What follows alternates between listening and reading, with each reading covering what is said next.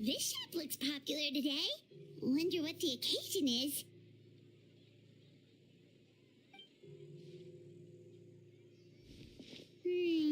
Butterfly Dew Cosmetics now on sale.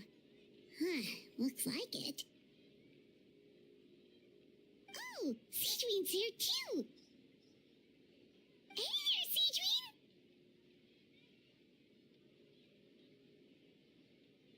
Hello there, Traveler and Paimon. I hope you're keeping yourselves fit and healthy. You bet we are. So anyway, what are you doing here, Sigewinne? The Duke insists I take regular vacations in the Court of Fontaine. This one just so happened to coincide with a promotion for a new skincare product, so I came over to take a look. I like to keep up with the latest industry developments when I can, to help me with my magazine articles. Wait, you write? For a magazine? Which one? It's called Beautés en Fleur, and it's run by the Fontaine Beauty Association. I've done lots of articles about skincare for them, using the pen name Maritime Flower. Oh, wow! You're a Maritime Flower? If Paimon's not mistaken, you're one of the leading figures in the Fontaine Beauty Association.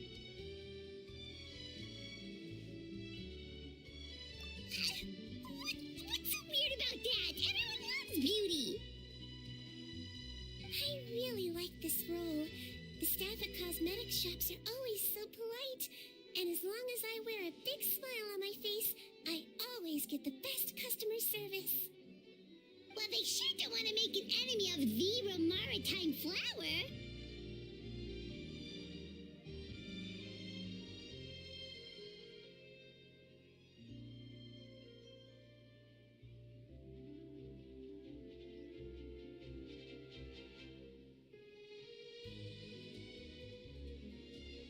Obviously, it's because of Sigewinne's love for beauty. Still a leader of the Beauty Association? That's incredible. The truth is, I study this field because I cherish my own appearance. It has nothing to do with being beautiful or not. Oh, the words of a master beautician defy comprehension. Oh, wait, you're saying that natural beauty is the highest form of beauty, right? Not really. Actually, Melusine aesthetics are very different from human ones. We don't view humans based on their appearance. If I had to describe our approach, I'd say it's based on cuteness. Oh, really? Yep. Still, I really value my current appearance, and in the process of taking care of it, I've ended up learning quite a lot about skincare and stuff. It turns out, my knowledge and experience is pretty popular with beauty product lovers. It came as a big surprise to me, though. Oh, Paimon gets it now.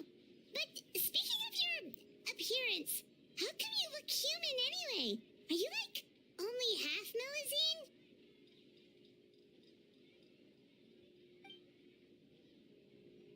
Ooh, wait, sorry. That was probably really offensive, wasn't it? No, I don't mind. I'm not mixed, though. I made a decision to turn myself into this form a very long time ago. If you're interested, I could tell you the story. A shape-shifting story? Oh, heck yeah, of course we're interested.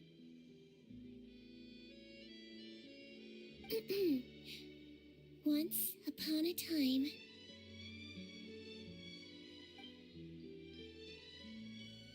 Long ago, humans rejected Melusines, and Melusines feared humans. There was one Melusine who became fascinated with human medicine, but no human wanted her help. And there was one girl who liked Melusines, so no humans would make friends with her. So the Melusine became the girl's friend, and the girl became the Melusine's patient.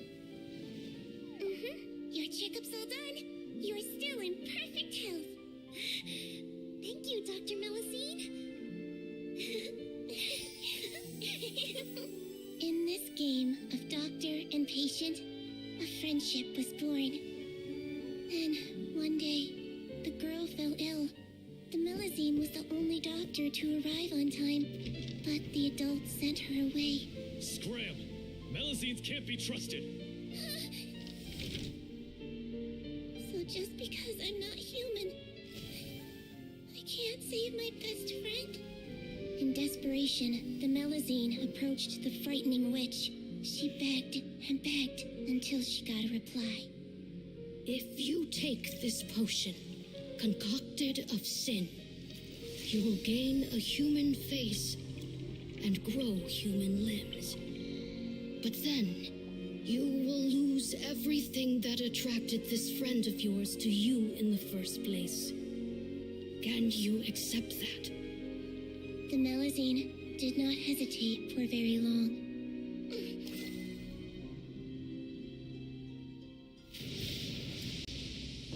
On a rainy night, a little doctor knocked on the girl's door.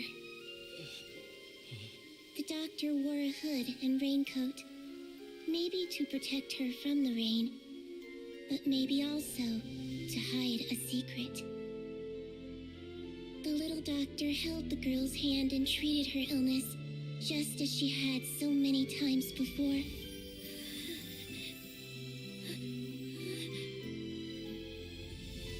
Dawn came, and the little girl's condition improved. But the little doctor was long gone, for she knew her friend would never recognize her again. And so, since then, I've lived my life in human form. Most people who know me just think I was born this way. Ooh. A witch? A potion? Why does this sound like a fairy tale? Trust me, it's a true story. Must be the way you told it then. It just sounds so...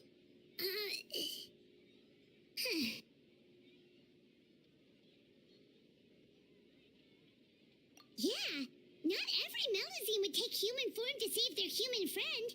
That must have been a huge decision. Treating patients is a doctor's duty. We must always find a way, even when the going gets tough. Ugh. It's so crazy that they turned you away just because you were a Melusine, especially when their daughter was so sick. Well, sometimes appearance can be a real barrier. But that was a long time ago. I like how I look now anyway.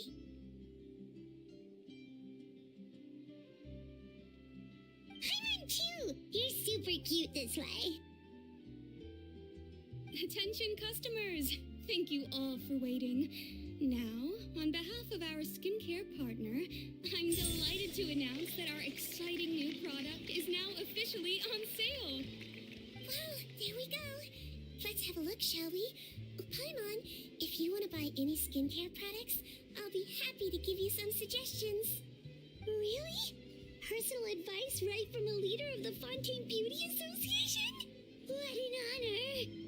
Allow me to introduce our newest skin lotion, Butterfly Dew. I'm sure many of you have already read about this product's trials in the newspapers. To say that it improves skin quality is an understatement. This product gets its name from the way it transforms your skin and makes it glow anew, like a butterfly emerging from its chrysalis and spreading its wings for the first time. We are thrilled to have the inventor of this fantastic product with us here today. Please welcome Mr. Rawat, a researcher from the Fontaine Research Institute. Now, without further ado, I'll hand over to Mr. Rawat to tell you all about what Butterfly Dew can do for you. Thank you. Hello, everyone. I'm Rawat, and I developed Butterfly Dew. Wow, what a looker. He's a researcher? Wow, he's really challenging the stereotype. It seems that everyone is surprised by my entrance. Or should I say, my appearance. I'm well aware that researchers are generally better known for their brains than their dashing good looks. In that regard, I do believe I break the mold somewhat. Of course, appearance is a skin-deep way of defining a person.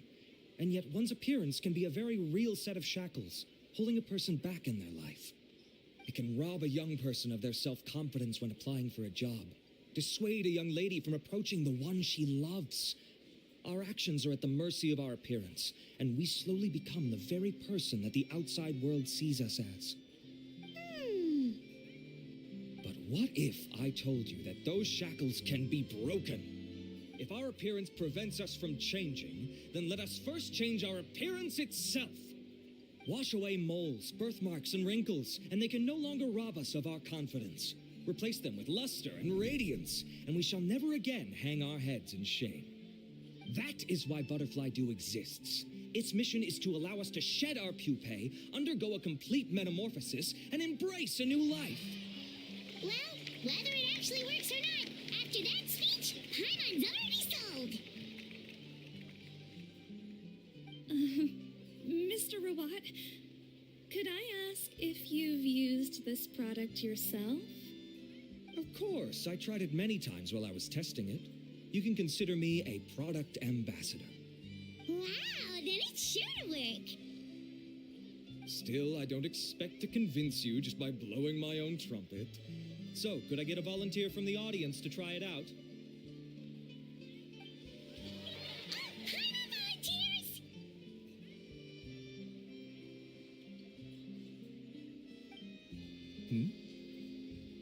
Oh! Ah, what an honor!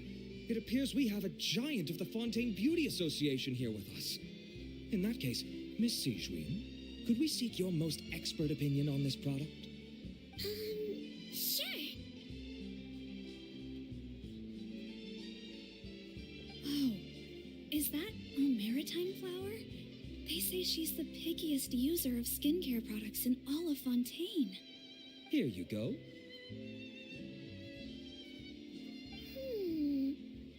Well, it's very kind to the skin, and the absorption rate is high. Even for Fontaine, this is a first-rate product. Wow, now that's high praise. I'll take one. Any discounts? All right. Well, all that remains for me to say is, Butterfly Dew is now on sale.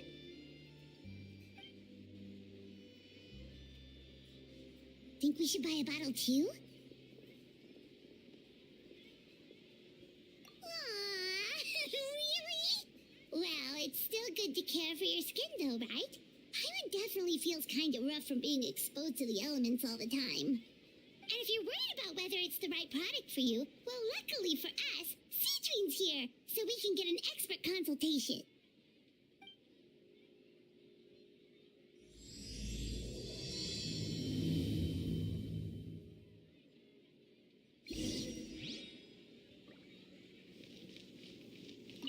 I'm buying for a friend, but I just want to check. This is designed for both women and men, right? I was looking to switch up my skincare routine anyway. I'm gonna try this out as soon as I get home tonight. Aw, I wish I'd saved up my pocket money.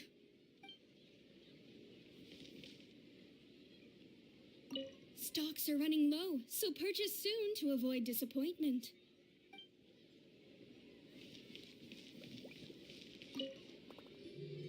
It's an honor to receive such high praise from you. To be honest, I was also hoping you might be able to point out some flaws in the product so I can keep improving it. With most skincare products, the pros and cons only become apparent with long-term use.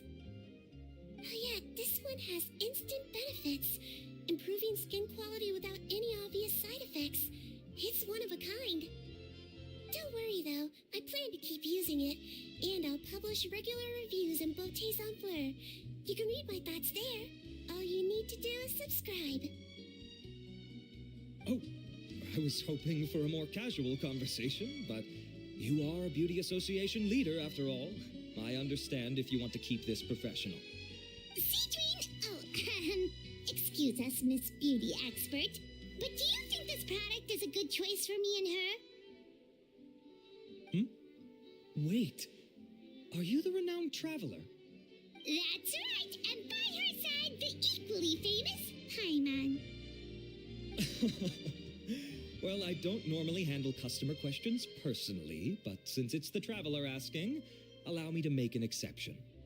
Butterfly Dew is made for all skin types, so no matter who you are, you can rest assured that it will be kind to your skin. If anything, it might be marginally more effective on Fontanian's skin, but other than that, it works the same on everyone. Why would it work better on Fontanians? In the interests of protecting my trade secrets, I'm afraid I can't answer that, Miss Paimon. All right then. How about a friend discount? Save yourself the trouble. I'd be greatly honored to have both of you use my product. Here, take 2 bottles for free.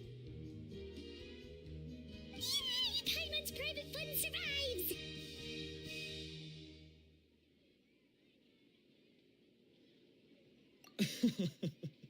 I can see why you might think that, but please don't misunderstand. This gift is simply a token of my esteem. There's no business motivation behind it.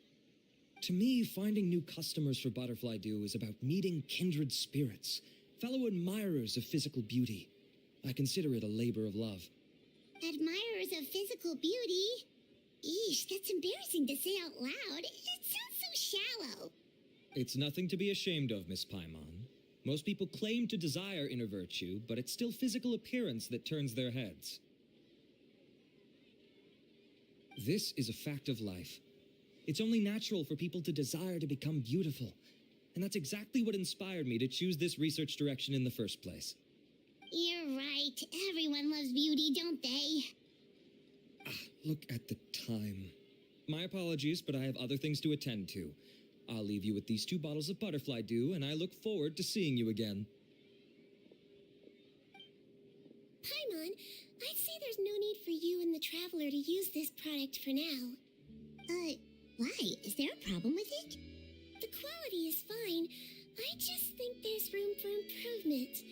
I think I could add some ingredients to the mix to make it more effective. Really? Then why didn't you tell Rawat about that? Researchers are a very special breed of human. You can point out their flaws to their face and they won't mind very much. But if you tell them that someone else could do a better job, ooh, now that'll make them really upset.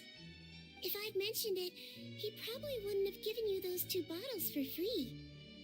Fair enough, that makes sense. If you're interested in the more effective version, I can write up a list of ingredients for you. Just come get me once you've gathered them.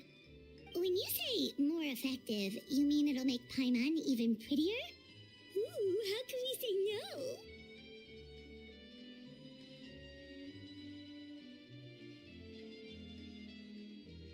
As for me, it's probably time I got back to the Fortress of Maripede. I mustn't leave the infirmary unattended for too long. All right, see you there then.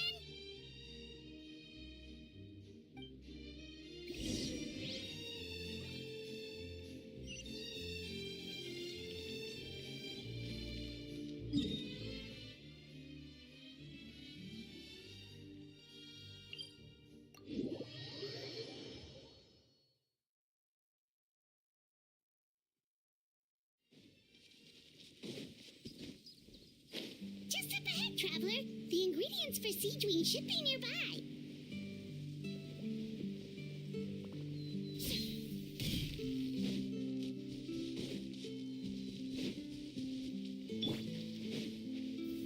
Solidify! There is no escape. I will have order.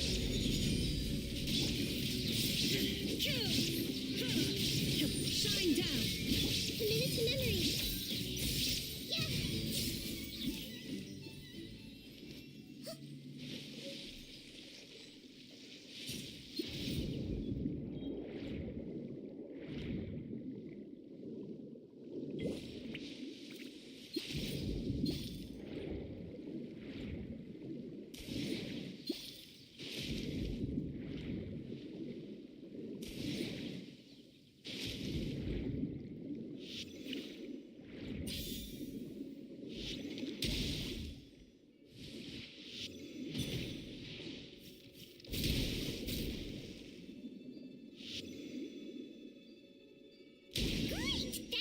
exciting! Let's head to the Fortress of Mirapede!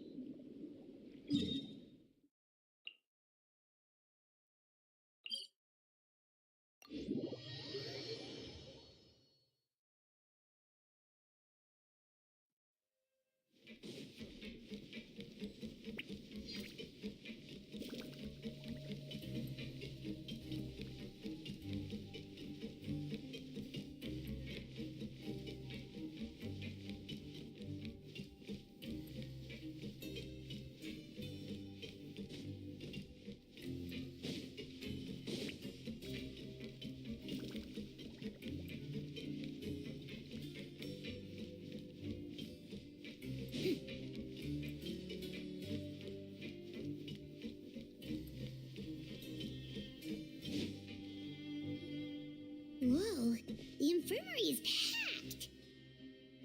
Please, you have to believe me. I saw it with my own eyes last night. Another me. He looked exactly like me. Got it? Okay. I've written down everything you told me. Now, I have a few tests to run. Take a deep breath and don't worry. It's nothing to be nervous about. First, which finger am I holding up? Your index finger, but I'm telling you, my mental state is fine. I'm not crazy. Very good. Now, on to the next. Hey there, Your Grace. It's been a while, huh? Ah, it's you two. Indeed it has. I would offer you some tea, but I'm afraid the timing is unfortunate. Duty calls. No worries. Actually, we were looking for Sigewinne. Do you, know what all of this is about? This inmate came running to the guards in a panic, claiming to have seen his exact doppelganger. A doppelganger? Doesn't that just mean someone else kinda looks like him? And that's what I thought when the report first reached my desk. But we've inspected our records. No one even vaguely resembles him. Considering how certain he is of what he saw, I can only surmise that he's having some mental issues. So I brought him for a medical evaluation. All right, very good. Take a sip of water and rest for a bit. Evaluation complete. I couldn't find any symptoms pointing to a physical condition. I see.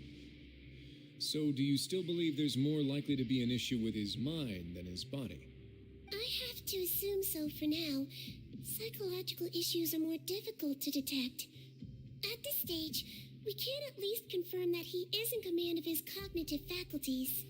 The rumor mill will go crazy if word of this gets out. Guards, take him to the ward for a period of observation.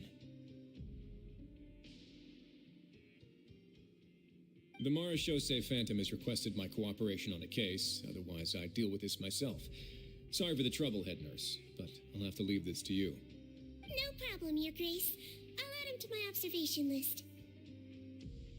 By the way, we have a couple of guests here who've made the trip just to see you. I imagine it must be important. You probably won't need to add them to your observation list, though. Oh, Traveler, Paimon, it's you. Hey there, Sigewinne! It's actually not that important, but... I'll be in my office if you desperately need me. Goodbye for now. Okay, bye-bye! So, Sigewinne... Would you mind waiting for just a moment? I have another patient to see. Just find an empty bed and take a seat. I won't be long. Oh, sure. Sigewinne, we've brought him. And he seems to have taken a turn for the worse again. Okay, don't panic. Let's start by sitting him down here. Paimon had no idea how busy it can get for Sigewinne. Maybe now's not the time to ask for her help with skincare.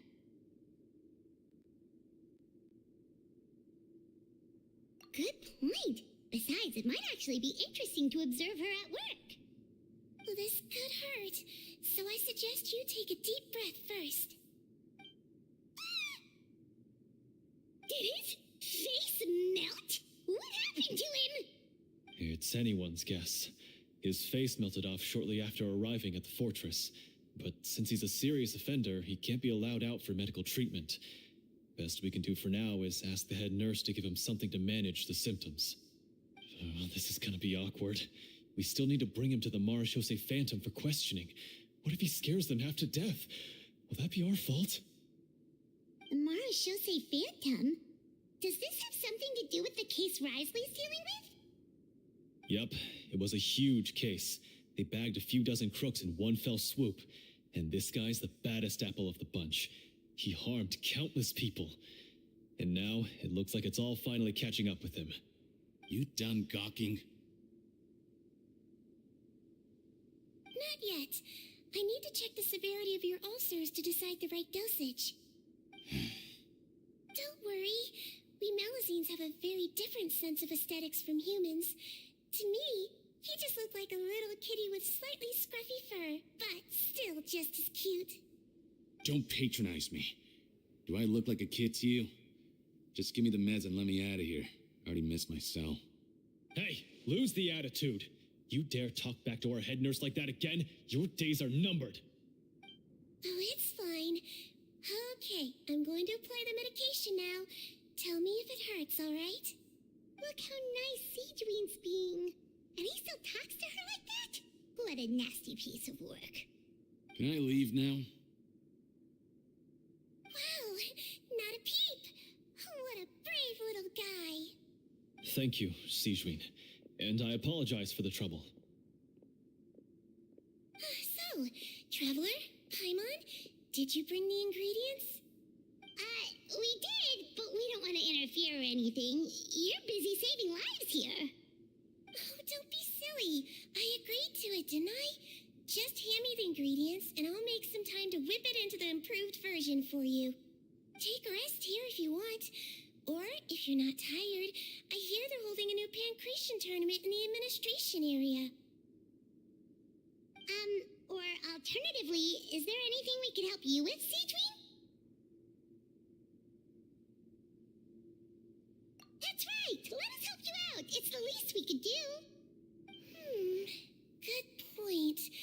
Kind-hearted humans start to develop guilt if they accept free help from others. Don't worry, I'll take a look at my schedule. I'm sure I can find something to treat this condition. I gotta warn you though, it'll be tiring work. So I suggest you take a break first, then come back and see me when you're ready.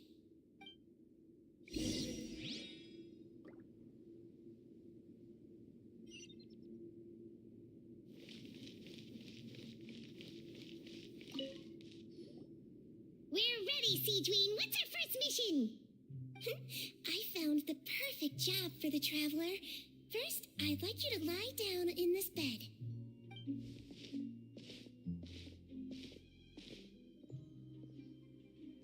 What for? I need you to pretend to be sick. What? Oh, is it that difficult? I thought you did a pretty good job last time. Oh, so you knew.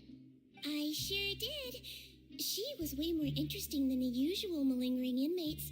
When you played along very well, Paimon, I observed you two for quite a while after that. Well, this is awkward. But why do you need us to do it again now? No time to explain. My next patient will be here any second. Oh, please, just do as I say. You can, pretend like you've got a nasty headache. And throw in some dry heaving for good measure. Okay.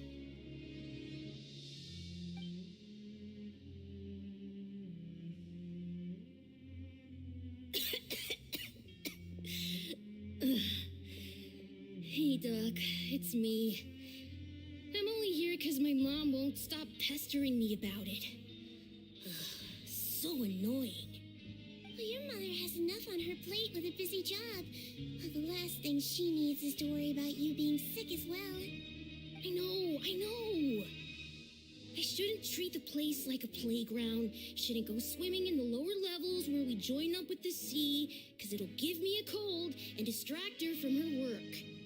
I thought I'd be able to have some fun here at the fortress for a few days, but it's always, don't do this and don't do that. All right, sit yourself down and I'll take your temperature. Your fever still hasn't gone down. Well, here's your medicine. 1 cup for starters, and we'll see if it helps. bitter. Do I really have to drink it? I mean, I'll be fine, right? I've got an uncle who caught a cold. His fever went away on its own after a couple days. Can't you just write me a note saying I'm on the mend? I just need something to keep my mom off my case. I sure can. You're a very brave boy, after all. Huh? Brave? What makes you say that? Well, if you want to rely on your own immune system to clear up your fever, oh, then you'll have to tough it out like this young lady.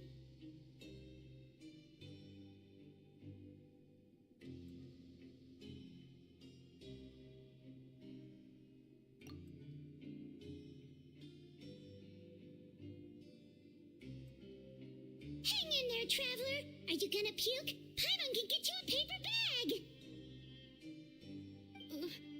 Huh? As long as you're tough enough to get through the nausea and dizziness caused by the high fever, you'll be right as rain after just a few days' rest. And if I'm not tough enough? Hey, wake up! Wake up! Put it this way, at least you'll never have to see the doctor again, right? I think maybe I'll take that medicine after all, if that's okay. Oh, of course. Here, it's still warm. It's so bitter. All done. Great job, you two. That kid really doesn't know what's good for him. His mother's a guard here. She's been working back-to-back shifts lately, but unfortunately his father's away on a business trip right now. She had no choice but to bring her son here for the time being.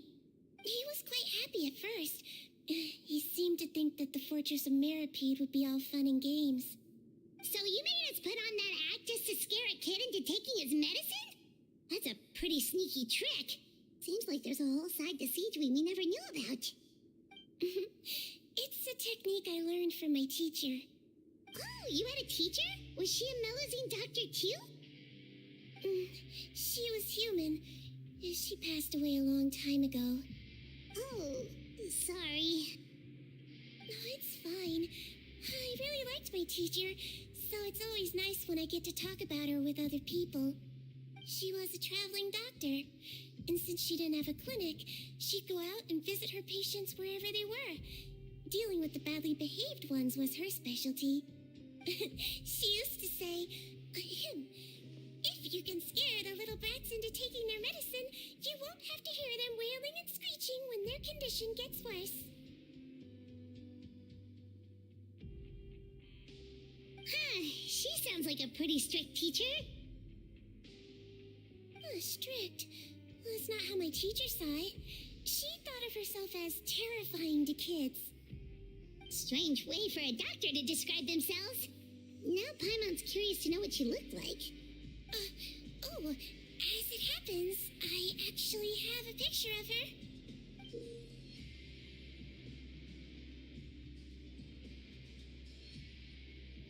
Oh, wow, yeah, okay, that'll terrify the kids. Yep. All the children she treated thought she was a witch. Why does it almost sound like you're envious of her?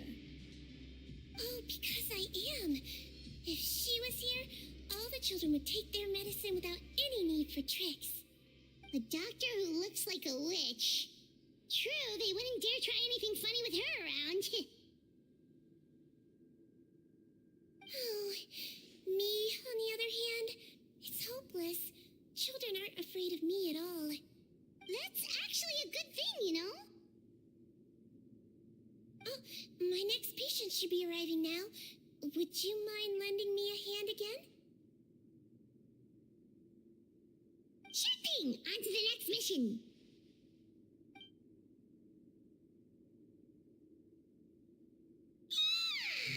Is it nighttime already?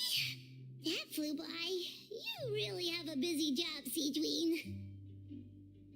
Well, thanks to you two, it was much easier today. Aww.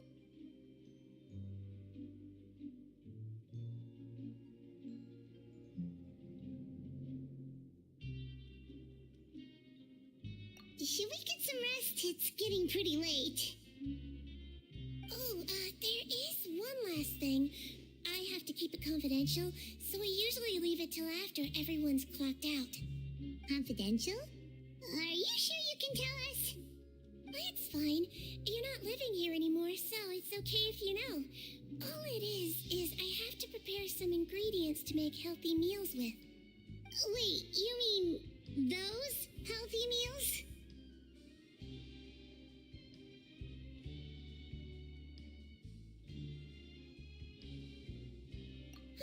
My patients refuse to eat any healthy meals I prepare in front of them, so I have to prep the ingredients in secret, then let the chef at the coupon cafeteria handle the rest. Considering even the chef's version makes people uneasy, it really makes you wonder what's in it. You want to find out? I can teach you how to make it. That way, if you ever suffer from exhaustion on your future travels, you can prepare a healthy meal for yourself. It's really good for you, you know. Sure? Guess we can help out one more time.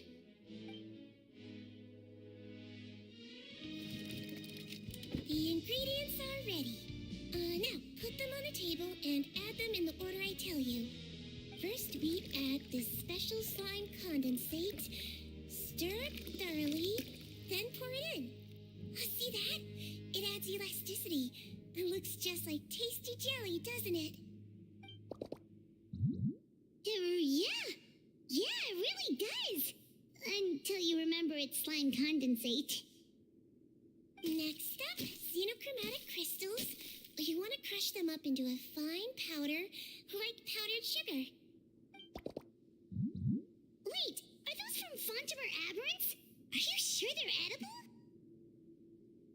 Finally, we'll need some high-protein meat. Frogs are an excellent choice. You just need to clean their innards, and then you're left with some lovely tender meat. Oh, frogs. And we're done. All that's left now is to pack them into lunch boxes and hand them to Walsey. Yesterday in the production zone, I noticed an inmate who's been working for 2 days straight. That means it's a healthy meal for him tomorrow. Sigewinne really does have the inmate's best interest at heart.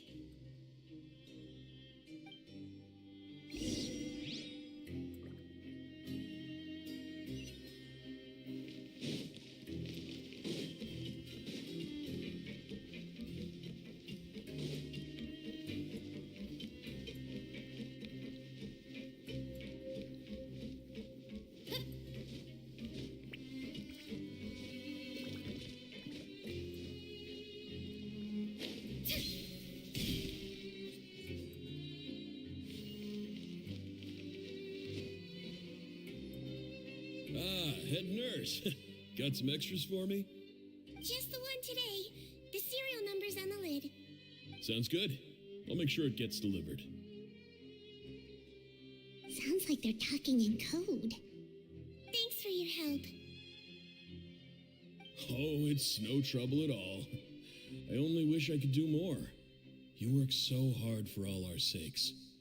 I'd happily lose a little sleep if it meant helping you out. That won't do. If you reduce your sleeping hours any further, your health will start to suffer. All right. Nurse's orders. I'll do as I'm told. But you take care of yourself, too.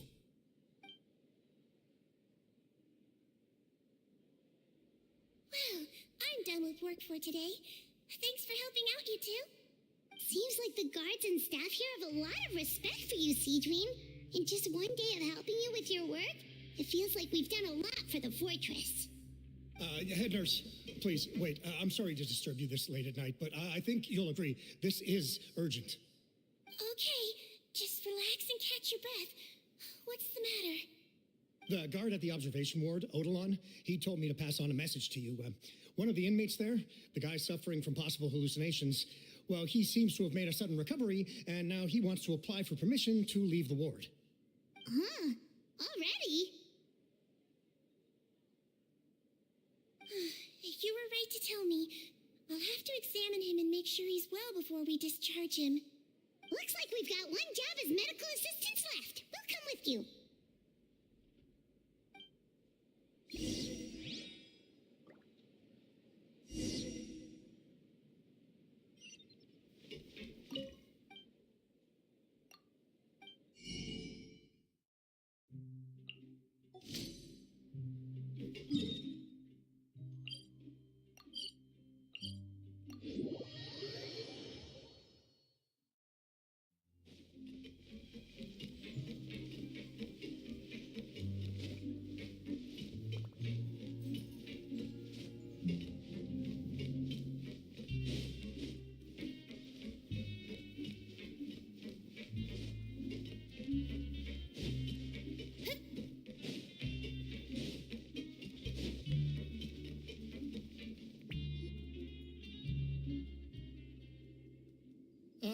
Head nurse, you're finally here. I'm so sorry for all the trouble I've caused you, but I believe I've now made a full recovery. After giving it some thought, I'm sure that I was probably just seeing things. It's stress-related, I imagine. I'd been working long hours, so I definitely wasn't in the best state of mind. I totally understand. Still, I have to give you an examination before I can discharge you, okay? So, take a deep breath and don't be nervous. It'll be the exact same procedure as we did this morning. We can start whenever you're ready. Again, so sorry. I was in such a state this morning, I barely recall anything. Would you mind taking me through it again? Oh, not at all. It's a lot to remember. First up, we have a little cognitive test. Just concentrate and you'll be fine. To start with, which finger am I holding up? Your pinky.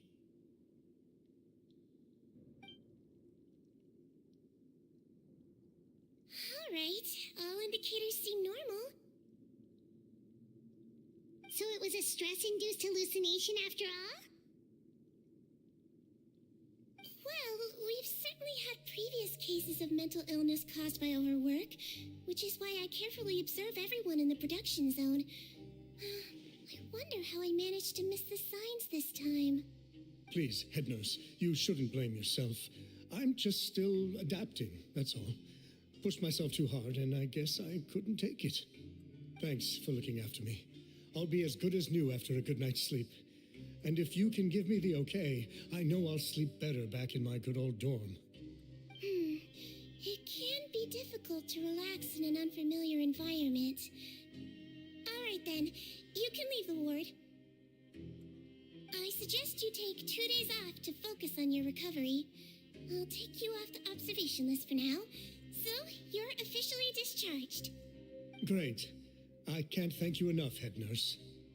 Mr. Odilon, could you escort him back? Of course. I'm on guard duty in the administrative area tonight, so nothing will go wrong.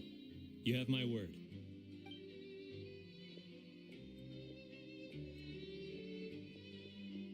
Guess you're finally done for the day now, huh?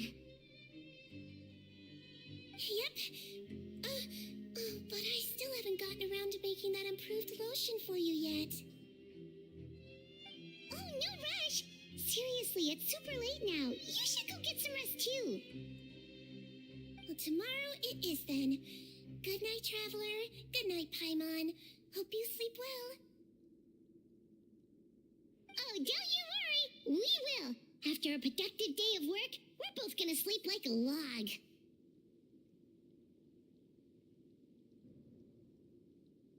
Yeah, sleep tight, Sigewinne. See you tomorrow.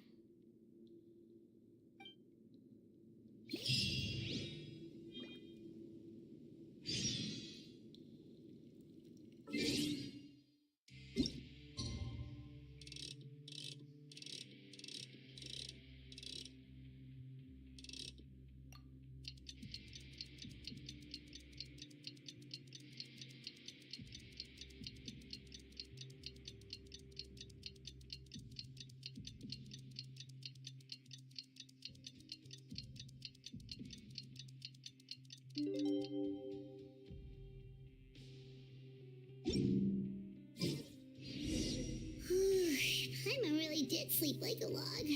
Let's go find Sigewinne.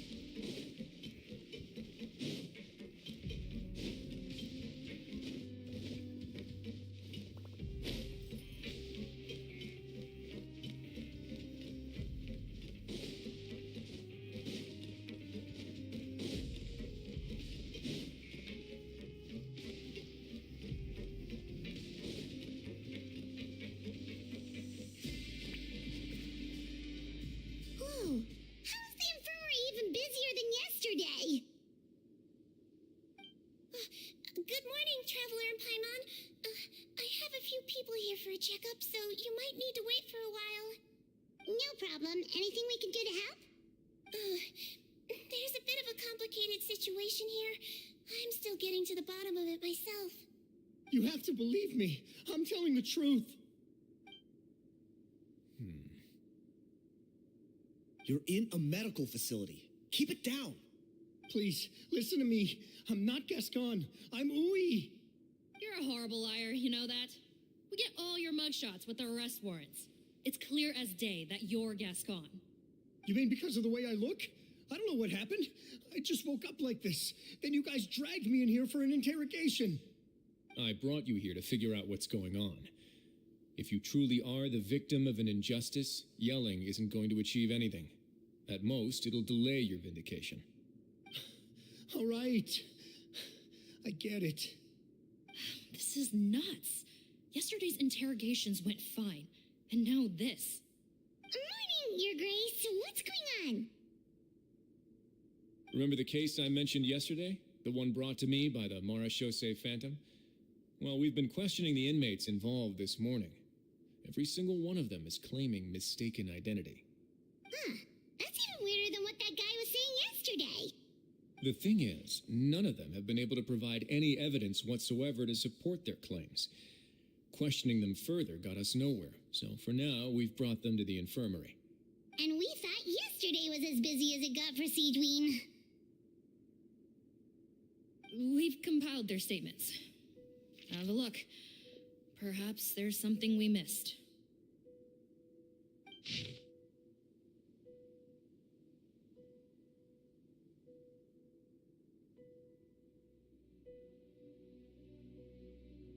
Wait. Release? Interesting.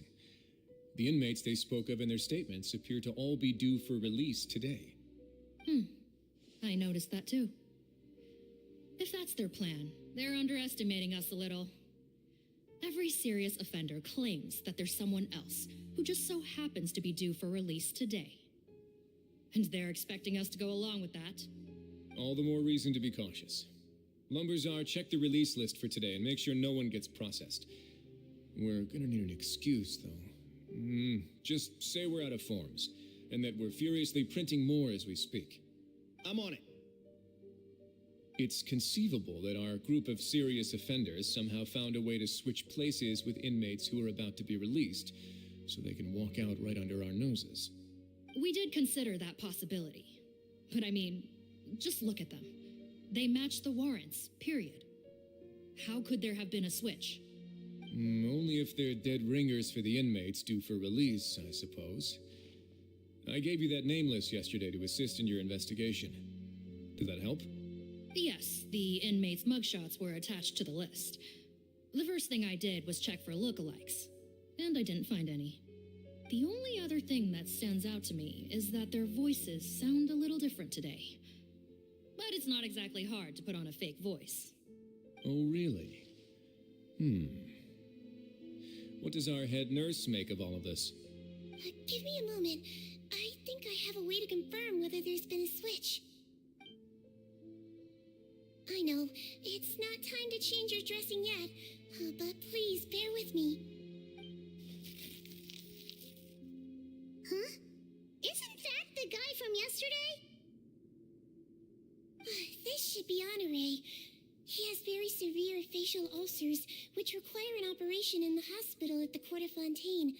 I authorized him to leave the fortress for medical treatment under guarded escort. Yes, like I told you. I'm not Potton. I'm Honoré.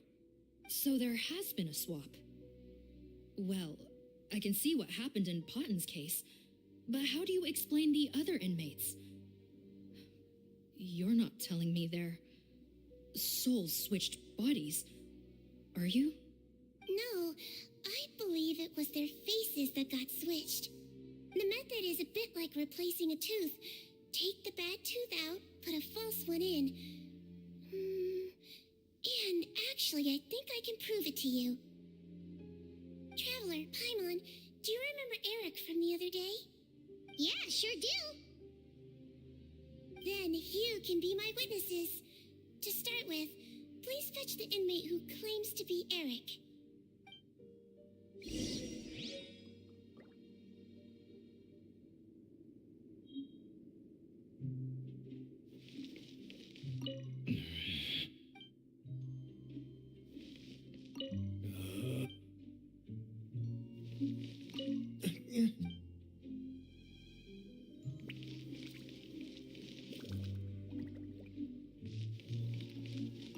Looks like our head nurse is relying on you for this one. Thanks in advance.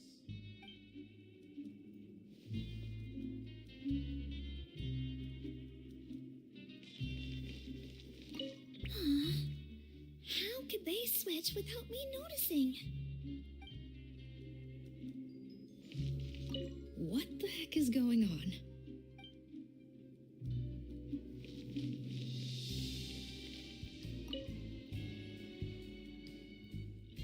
So, you're Eric? Yes, head nurse, it's me. You do believe me, right? I need to do another examination on you. Same procedure as yesterday. All right, it's the cognition test first, right? So I need to concentrate. Now, try to recall if you can. The last time we did this test, which finger did I hold up? I believe it was your index finger.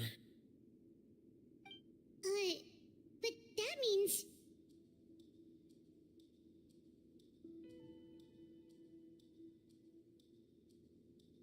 Huh? So basically, last night the Eric who said he saw another him suddenly recovered and applied to leave the observation ward. Sigewinne did another test before letting him leave, but that time she held up her pinky finger.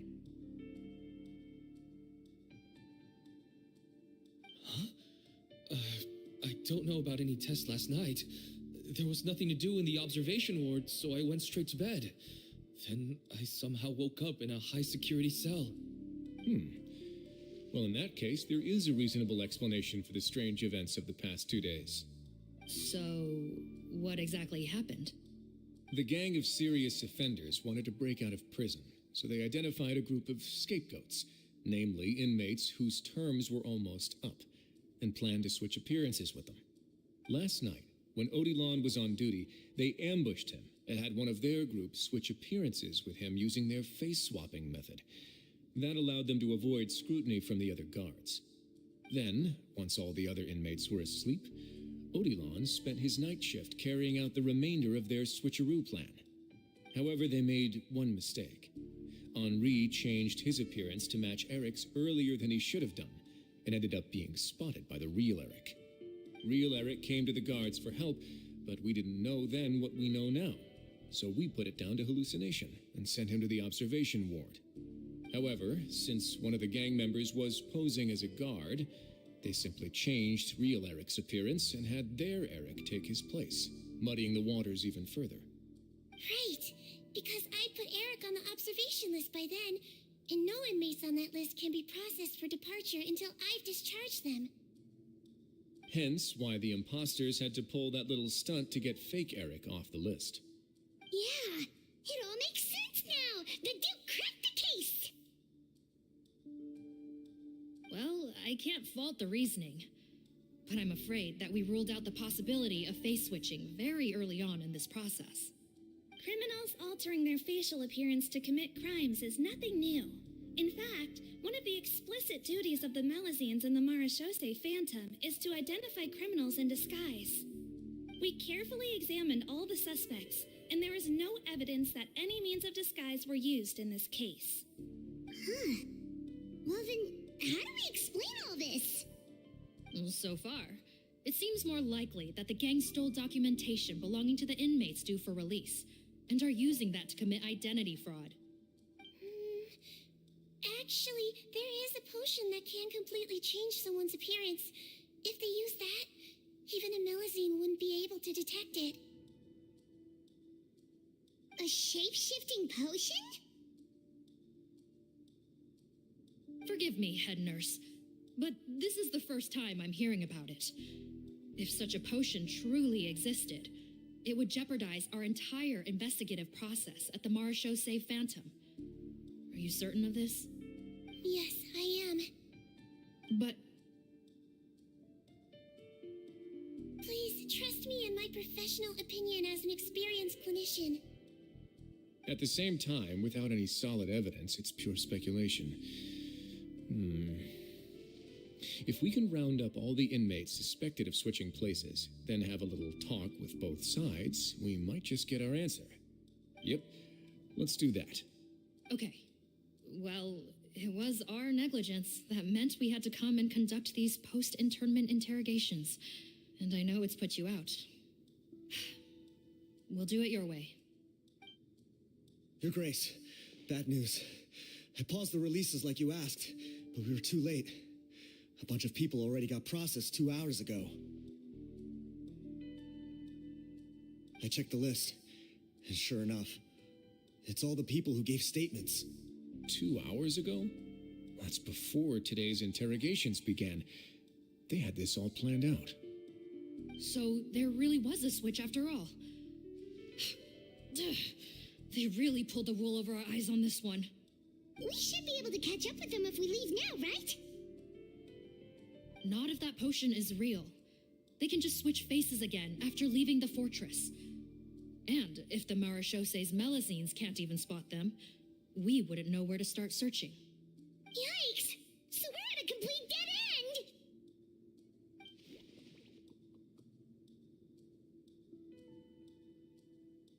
Well, technically there is one more lead we could follow up on. We were only able to arrest this gang thanks to the help of a researcher from the Fontaine Research Institute. I believe his name is Rawat. Oh? Rawat? Isn't that the handsome guy we met at that skincare promotion? Handsome? Maybe from a human point of view. I just remember that he specialized in potions. One of the crimes this gang is charged with is the manufacture and sale of illicit drugs. According to Mr. Rawat, they appear to have stolen technology he developed through his research and used it in their operation. At first, he thought it was a typical case of intellectual property infringement, and he tried to negotiate with them. But once he discovered their criminal operation, he reported them to the authorities. Thanks to his report, we were able to swoop in and arrest them all in one go. What a hero! Bet that took courage on his part. No doubt. This is worth following up on. As the one who snitched on them, it's highly likely that Rawat will be targeted by the escapees. That aside, since he's negotiated with them in person before, there's a chance he'll have some additional information for us. Understood, Your Grace. My team and I will head to the Fontaine Research Institute right away. In the meantime, please keep an eye on the face switch victims for us. Of course.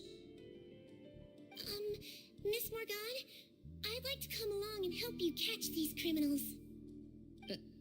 Huh? Why's that? Well, I'm the one who discharged the fake Eric last night, so I feel partly responsible. Don't say that, head nurse. Your focus was on the inmates' health, and rightly so. We can't ask you to help with arresting criminals. That's our duty. I also have a more personal reason. Cotton is a patient of mine, and if I don't get a new batch of medicine to him in time, his condition will get much worse. Look, head nurse, I completely understand where you're coming from. But arresting criminals is dangerous business. And if anything happened to you, none of us can afford to take on that responsibility. Don't worry, I can defend myself just fine. You say that, but still. If I may, Miss Morgan, Sigewinne is the one who raised the potion hypothesis, and I'm sure she has far more expertise on the topic than your team. My suggestion would be to bring her with you. And if you really are worried for her safety, then...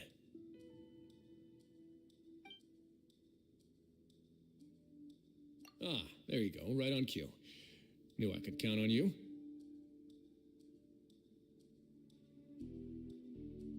Okay. Well, since this plan has the Duke's blessing, far be it from me to refuse. We should head off immediately. Time is of the essence.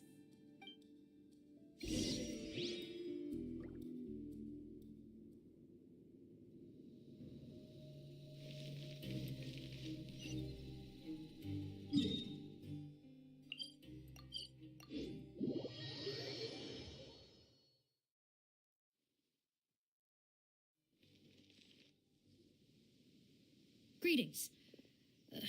Sorry to impose, but I'm afraid we're here on urgent business, and we're gonna need you to cooperate. The Marsh is a phantom. Let me guess, you're investigating some more legal research? Not this time, no. We're looking for a researcher. Do you know where we might find Mr. Rawat? Rawat. Oh yeah, Mr. Handsome, right? He actually doesn't work on site here very often. There's a handful of researchers in the nearby area who know him pretty well, though. You can see what they know. Just a handful? Paimon figured he'd be the most popular guy around. Well, I guess you could say he's popular, at least on a superficial level. He's blessed with good looks, so he tends to make a good first impression on people. But in all his time here at the Fontaine Research Institute, I don't think he's ever had a single deep conversation about his research with his peers. That's no way to make real friends around here.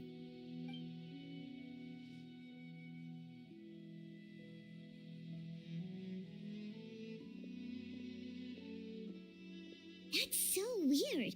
He definitely didn't come across like a recluse at that product promotion. Oh, I don't find that weird at all. He definitely didn't strike me as the kind of guy who's good at making friends. Really? Paimon couldn't tell. Must be a Melusine perception thing. Okay, we should talk with his acquaintances. But we also need to check the Research Institute for any clues. Let's split up. It'll save us some time. Sure thing. We'll go ask around among the other researchers with Sigewinne. Paimon's suddenly kind of curious to know what everyone really thinks of him.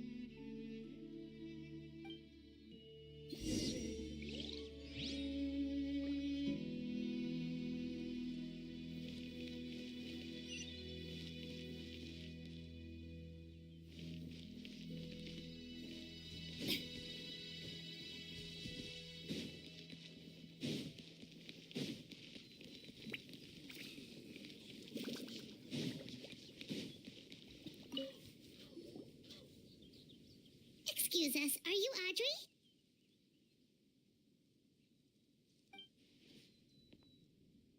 That's me.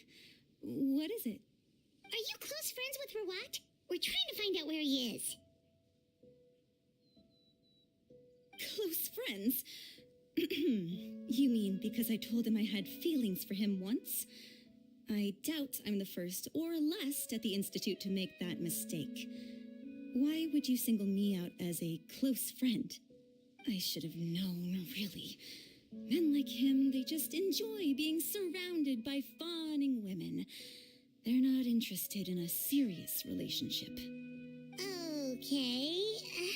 We were just kind of wondering if you might know where we can find him. Why would I know where he's at?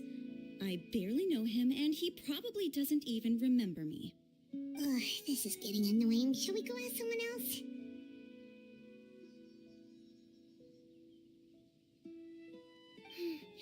I think she knows Rawat better than she cares to admit.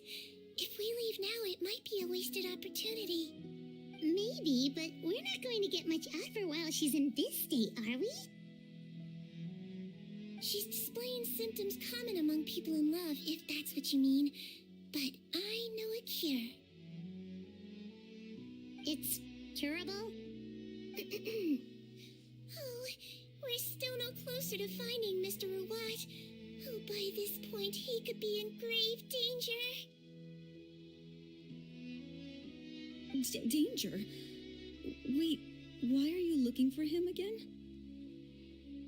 Oh, that's right, yeah! The Marshosei Phantom said that he's been targeted by some pretty bad people. We need to make sure he's safe. What? How has this happened? He seemed fine when I last saw him, and that was only a couple of days ago. Just happened to run into him, of course. Oh, I see. Well, do you have any thoughts on where he might be right now? Okay, but this is purely out of concern for his safety. If he's not at the Institute, he might be at his mother's place. I heard she raised him alone, that they had it pretty tough financially, and these days she's housebound due to illness. He makes regular trips back home to check on her. Oh, okay. Do you know the address? Nope, sorry. I only found out the thing about his mother because it came up in conversation once. I was just trying to find out more about him, so I could get to know him better. When I told him I had a crush on him, I offered to help him take care of his mother. And yeah, maybe that was a stupid idea, but did he really have to yell at me for it? It's like, fine, I can take no for an answer, but what's with the temper tantrum? Unbelievable. These guys only want to show you their charming, well-groomed exterior. They can't stand it when a few home truths shine through. Looks like her love syndrome is flaring up again. We need to find out Mr. Ruwat's mother's address. Let's check with the Marechaussee officers when we regroup. Cool, sounds like a plan.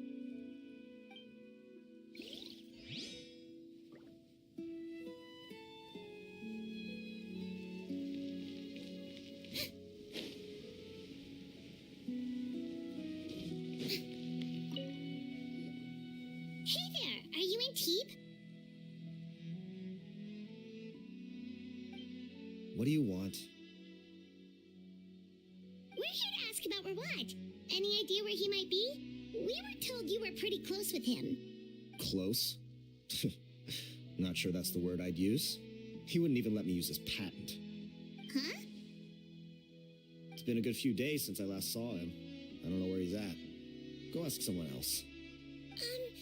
Would the patent in question happen to be related to the new skincare product he developed?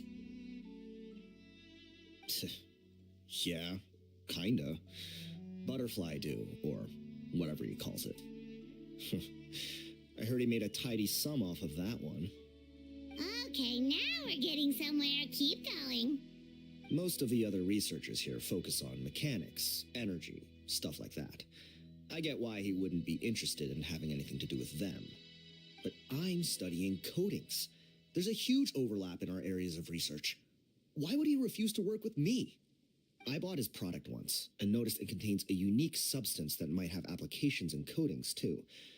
If it worked out, I could probably make as much as he's making. Don't get me wrong. I had no intention of plagiarizing his work. I was hoping to get official permission to use his findings in my own research. Followed the proper procedure. It was all above board. I would have had to pay him a license fee and everything. But despite that, he turned me down not once, not twice, but 3 times. It's like he's vehemently opposed to the idea of anyone else making the kind of money he does. Huh, so is Rawat antisocial, or is this guy just jealous?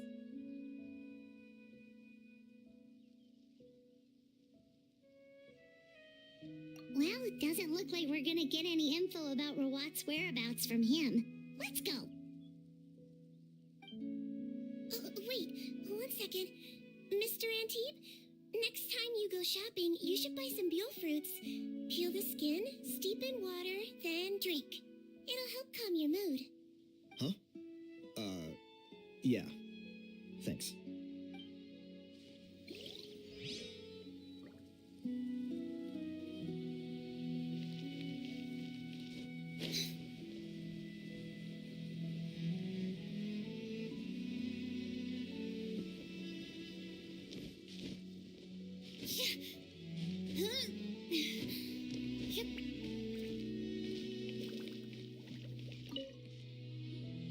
Sorry to bother you, sir, but are you Bertram?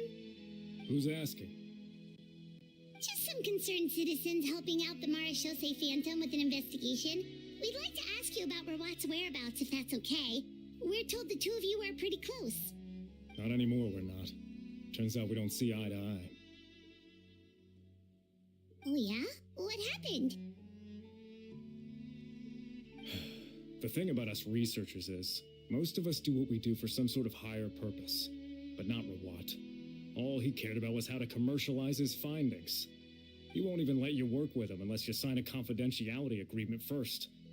Also, he has better control over who gets which intellectual property rights. How are you supposed to get any meaningful research done working with a guy like that? Now that I've got my own technical solution for my compressor, I don't need to work with him anymore. So that's what Rawat is really like. We'd still like to know where to find him. Is that something you can help us with? Wait, Yeah, I know you. You're the head nurse at the Fortress of Meripede. All right, then I'm happy to help you if I can. I respect the work you do. Medicine serves the highest purpose of all the sciences.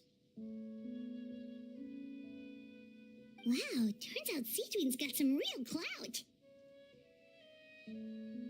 Thing is, I have no real way of knowing where he might be.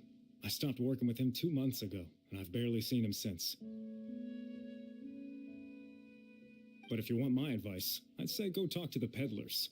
There's a few he meets with every other day or so. Maybe they know where he's at. Peddlers? Yeah, back when I was working with him, I noticed he met with them quite often. Wouldn't surprise me if they were involved in some shady business together, because it seemed like they went out of their way to avoid discussing anything in my presence. The little I overheard was about manufacturing and selling pharmaceutical drugs. Like I said, he's all about the money. Drugs? Doesn't he work with skincare products? Do those count as drugs? Who knows? I never cared to find out. He's the morgue rubber, not me. Thank you. You've given us plenty to work with. Welcome. Goodbye, and may we both reach new heights in our scientific endeavors. Well, that's all 3 researchers. Let's head back to the meetup point.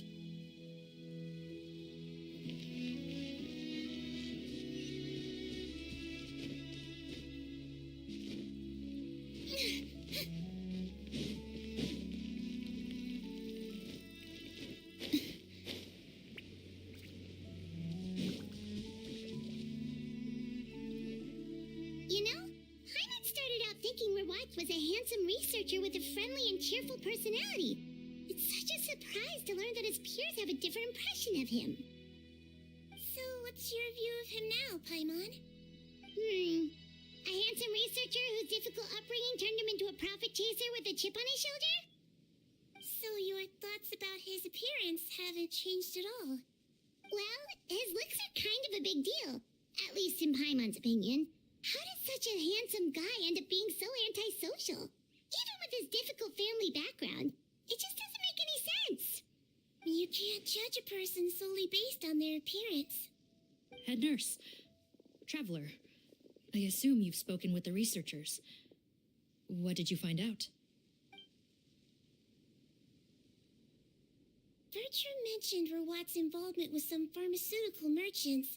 Do you know if he's registered any pharmaceutical brands? Since he was a whistleblower on such a huge case, I ran a background check on him.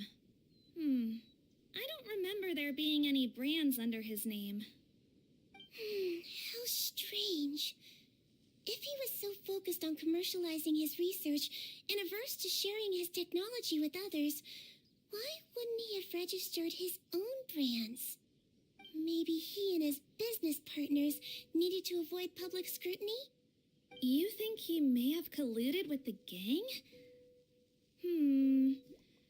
Well, the crime was manufacture and sale of drugs, and that would certainly be in his wheelhouse. We can't rule it out. Isn't that pretty unlikely, though? He was the one who blew the whistle on them! Most children who come to me with tooth decay have suffered pain for a long time already, but they'll still try to hide the fact that they eat too many sweets. Grown-ups and children aren't so different in that regard. If you say so. I saw him when he came to make his report, and I certainly didn't get the feeling that he was the type to collude with criminals. Perhaps it's more likely that they were coercing him. You mentioned that he comes from a poor family. So, it's possible that the criminals approached him asking for academic support, luring him in with the promise of riches. By the time he discovered who they really were, he was in too deep. They had leverage on him, so he was forced to keep working for them. I've seen it happen many times before. definitely explain why he was so unwilling to cooperate with his fellow researchers. No wonder he's so unsociable. He must be on edge all the time with a gang of crooks breathing down his neck. In that case, the situation could be worse than we thought. If Rawat was working with the escaped inmates, they're sure to know more about his whereabouts than us. Oh, there's a good chance they'll get to him before we do. Based on the information we've gathered so far, he was last seen 2 days ago.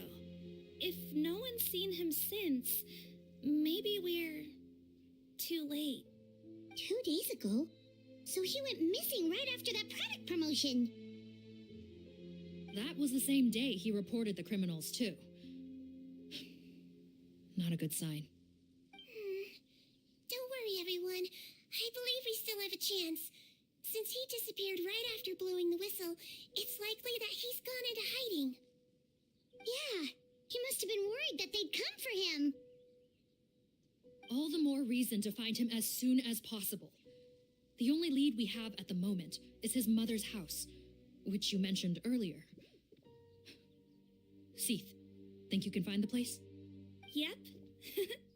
When you register a brand, the Court of Fontaine requires you to provide a legal address. The one Rawat wrote down was in the outskirts of the city. That should be the place. Okay, then there's no time to lose. Let's move.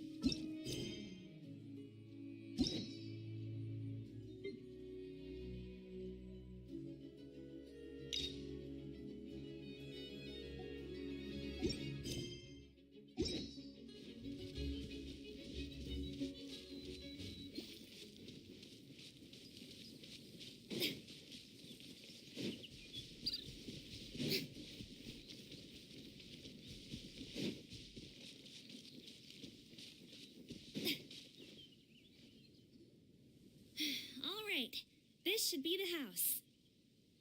I'm pretty sure this was the address. Okay, I'll knock.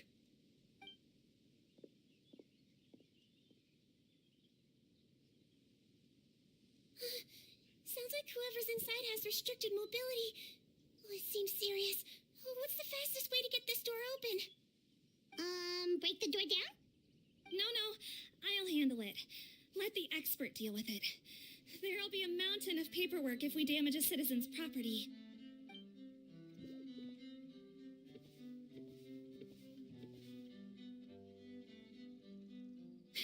Calm down.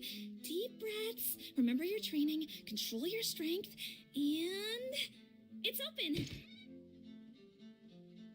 Seath, take a few people and lie in wait. Keep your eyes peeled for any activity around the house. The Traveler, head nurse, and I will go inside.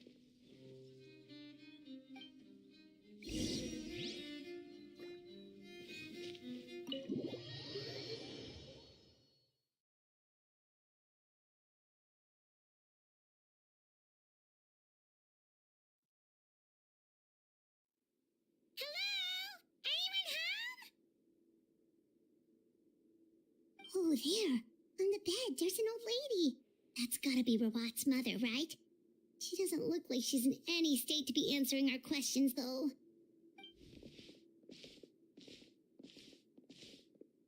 We could try, but she is very ill. We mustn't force it. Well, doesn't look like Rawat's here. She's the only one we can talk to. Yep. Allow me. Hello, ma'am. Might I ask if you're Rawat's mother? We're trying to locate him.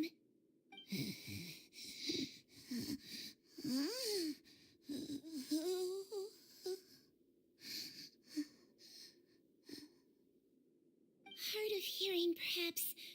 does anyone have a picture of her what? I have one here. I'd like to show you a photo, ma'am.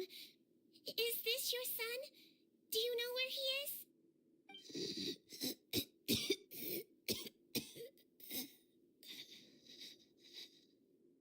Looks like this isn't gonna work after all. Well, looks like we're out of leads. If Rawat's not here, things are looking very bad for him. Is it possible he could have avoided returning here because he knew he'd be in danger? Maybe. But if so, where do we look next? Maybe we should take another look at the Institute. Yes, so? I suggest we all return there now. We found a good amount of useful information the first time, but perhaps there's something we missed. This is our last hope. Sorry, officer, but could I stay here for a while? This patient requires some care. Of course. Traveler, stay with the head nurse. You're technically here as her assistant after all. Also, I'd like some Marechaussee members to stay as well, and keep an eye on the area. Why's that? If Rawat knows how serious his mother's condition is, he will return. Got it. Okay, I'll tell the squad members in hiding to stay put and keep a lookout. Thanks for helping me out yet again, Traveler and Paimon. No problem. But when you say her condition is serious, do you mean... Yes, she's barely clinging on to life. Oh. Let me take care of a few things first. Could you pass me the towel over there? Yeah, of course.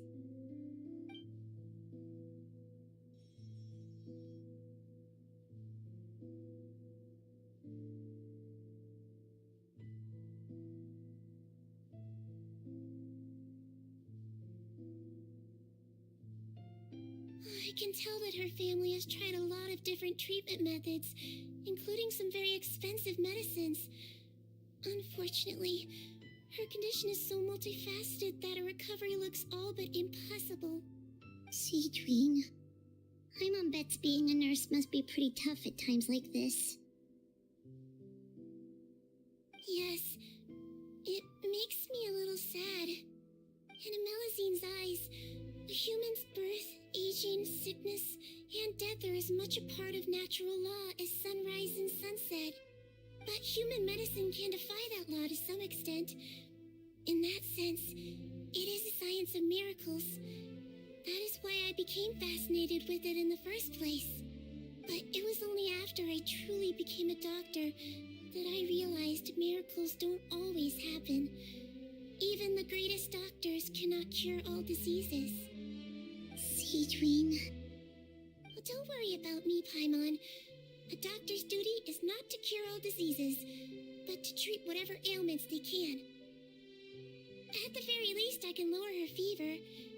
That way she'll suffer less, and she might even be able to see her son. Yeah, all the more reason to find Rawat as soon as possible, even if we don't catch those crooks.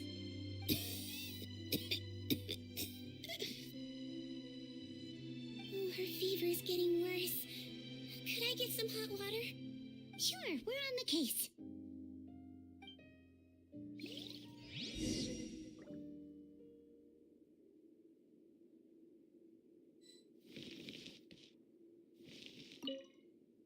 I'll take care of her. Fetch me some hot water if you would.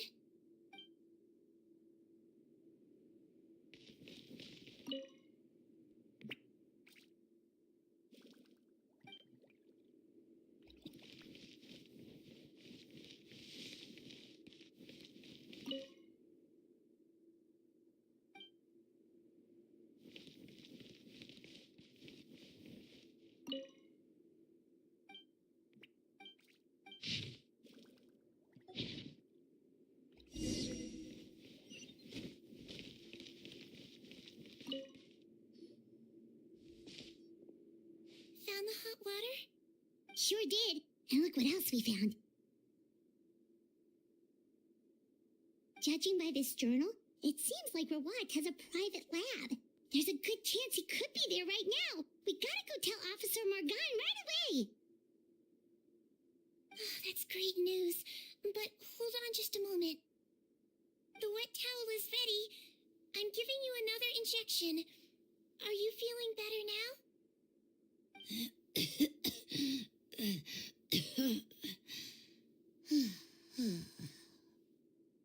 It's all right. We'll go bring him back. Please hang in there. Thank you.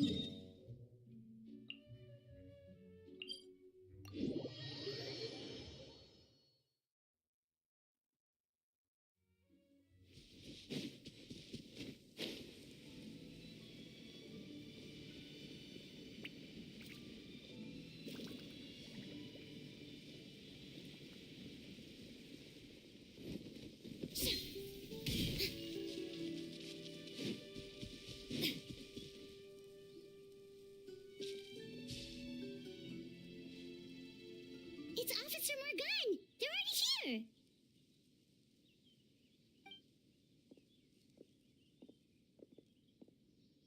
We came as soon as we heard the news. I can't believe we were so careless.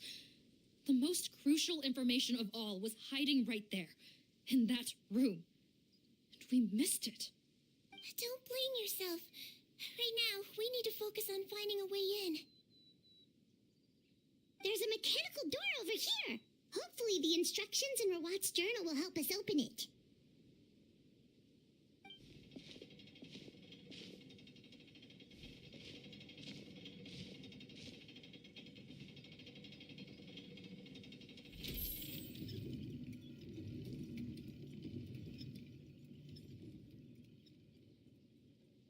It's open. Let's go in.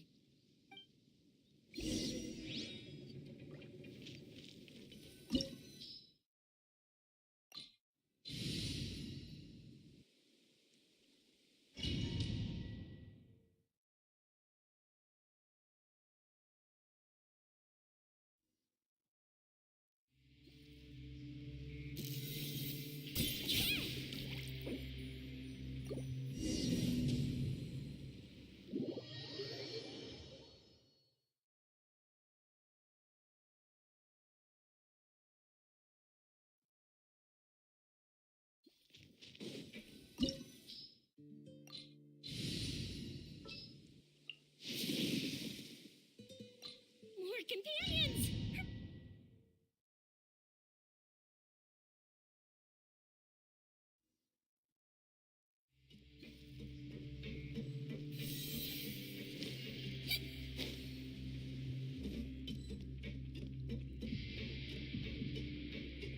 How did they get in here? Captain, up ahead! Those look like our fugitives! So they found this place too? Don't let any of them escape.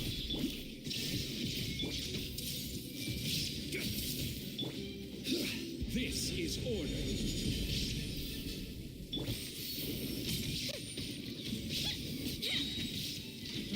Another test subject. Free. Let's see. Little taste. That jingle. Free. Jab across.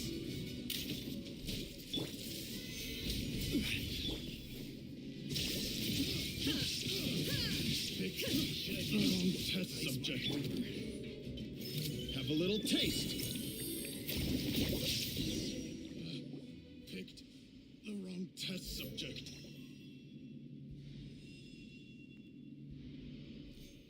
Captain, according to our list, many of the fugitives aren't accounted for.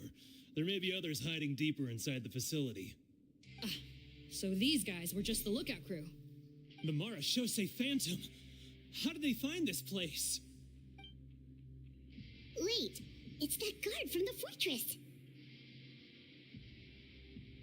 That's right. I'm on your side. I mean, the Duke sent me. What's the matter? Some sort of mix-up? Mr. Odilon, didn't I tell you a few days ago that you need to stop all field work until you've recovered? Well, you know, gotta help His Grace out. Share the load. Officer Morgan, this man is an imposter. The real Mr. Odilon has no recent health issues. What? But I...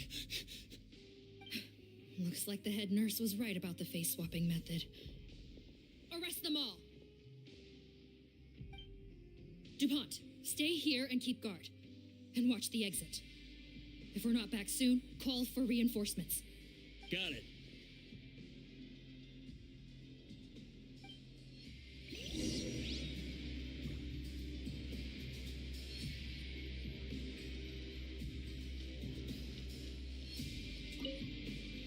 Don't worry, I got this covered.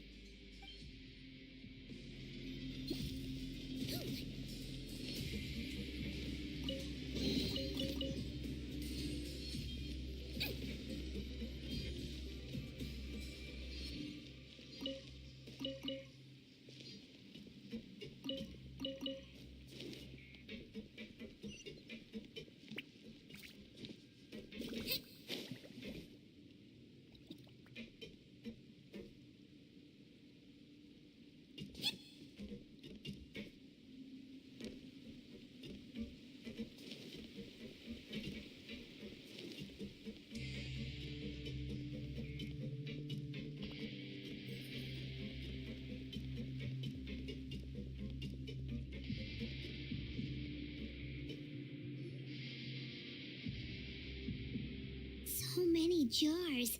Was this some sort of production facility? The scent. It's probably the ingredients used to make butterfly dew.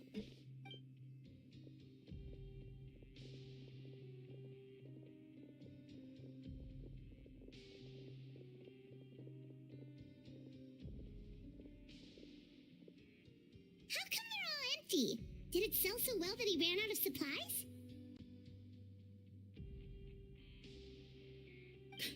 How strange. Why would Rawat choose to manufacture a popular product like that in such a difficult-to-reach location? Given our suspicion that he may have been coerced into the illegal drug trade, I would have thought that any production facility we find here would be used for illicit purposes. Perhaps butterfly dew is itself an illegal drug. Do you have any evidence for that claim? No, just a guess. We need to find Rawat as soon as possible. He has all the answers we need. Understood. Well, let's not linger here. Let's go.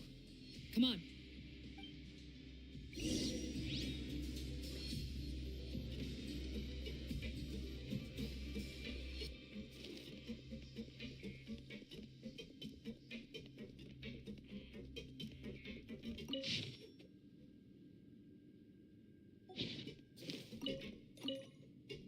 Don't slip and fall.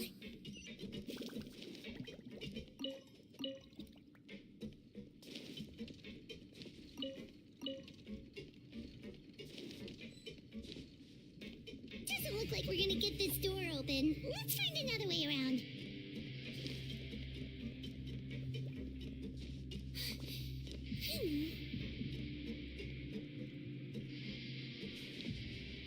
This one's closed too. What's with those carts and tracks?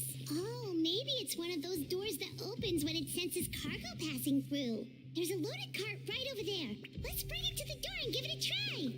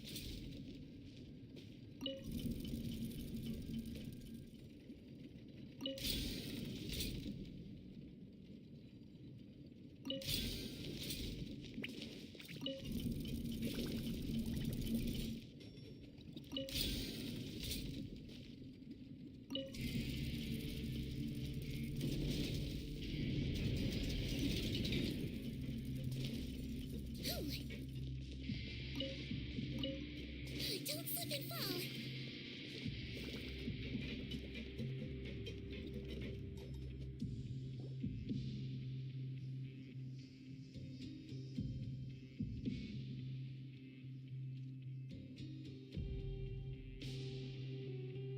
This room's much smaller than the others. Judging by the implements on the table, this looks like a potion-making lab. Head nurse, over here.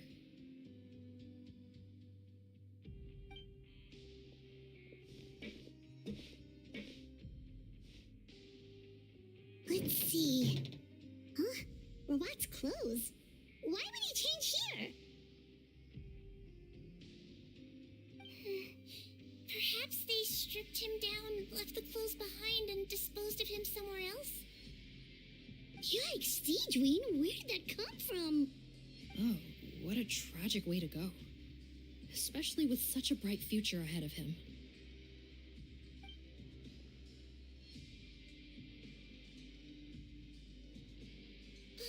There's a path leading further on, Officer Morgan. Let's keep up the pace.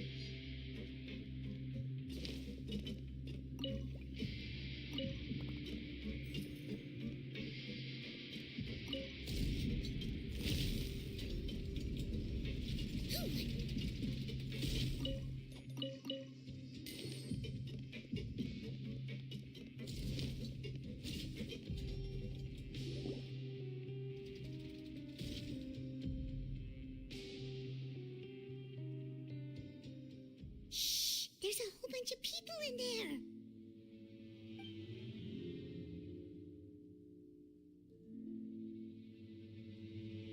Are you serious? You're telling us that within a day, our faces are going to rot like yours? Fontanian physiology changed dramatically after that great flood, and it's not as compatible with this face-changing solution as before. The side effects are as you can see. Why didn't you say anything before we all used it? Look, my plan got you all out of prison, didn't it?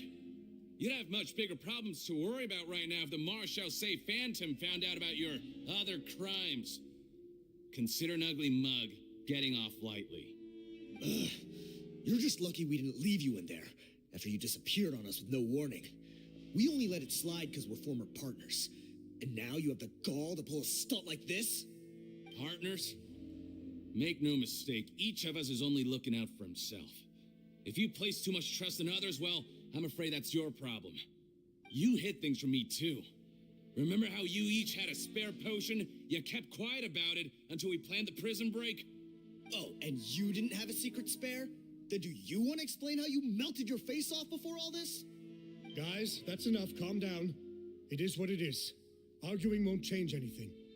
What's the plan, Parton? I'm assuming you brought us here for a reason? There is no plan.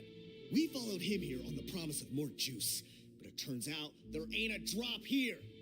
Besides, what does it matter now anyway? He already said, even if we did get our hands on more of that stuff, switching faces again solves nothing. They're still gonna meld off eventually. I said enough arguing. Parton, tell us the plan. The most practical solution is to continue using the potion. Keep switching to a new face before the ulcers can start forming. Are you kidding me? This stuff was hard enough to get a hold of even when we had a supply. Now you're asking us to use it like skin lotion after the flood all but wiped the supply out? Well, there is another option. But you'll have to make a deal with me first. Okay, now we're talking. What's the deal? I have a document I took from that researcher that details how to make a replacement. Just give me one bottle of the undiluted fluid, and I'll get to work. What's the problem? I thought you always kept reserves. Or do you really just have one spare bottle each? What do you think? That we were shipping them into the fortress of Meripede by the basket load? Well then, say hello to never showing your marred faces in public again. Ugh, I've heard enough. Get him! Let's see if that document even exists. Freeze! Marshal say Phantom! What? Who let them in? Officer Morgan, before anything else, please find out Rawat's status. What? I don't see him. Hand over the hostage now, if you want any chance of avoiding an extension to your sentences. Spare us your condescending attempts to coax us back to our cells. You think we're looking to negotiate? Rawat is dead. Pardon? Arrest them all! Don't let anyone get away!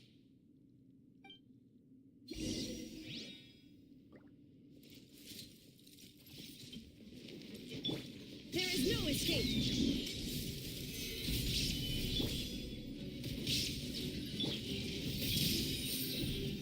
Sharing my knowledge! Here come the fireworks!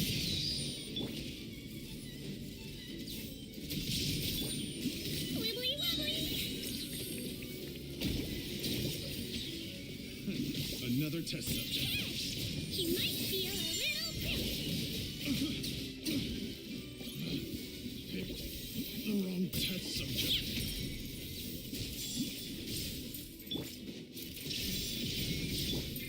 This is order.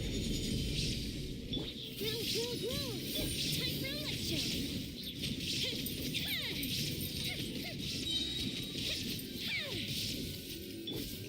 Let's blow bubbles! Shine down! I see everything! Don't be nervous! Just relax!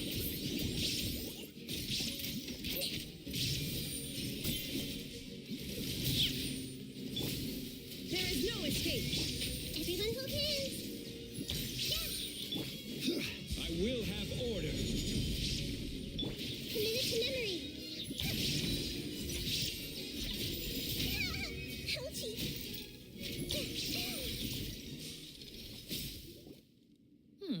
Gotta say, I never expected to see the head nurse in combat.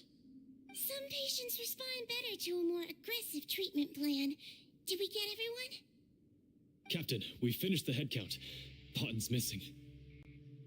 Over there! The door's closing!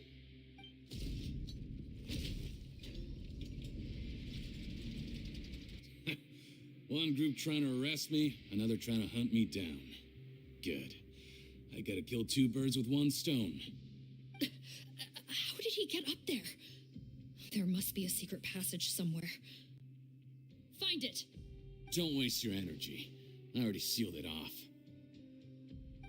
How naive. We have more people outside. If we're not back out by the agreed time, they'll come to our rescue. Well then, you'd better hope they get here in time.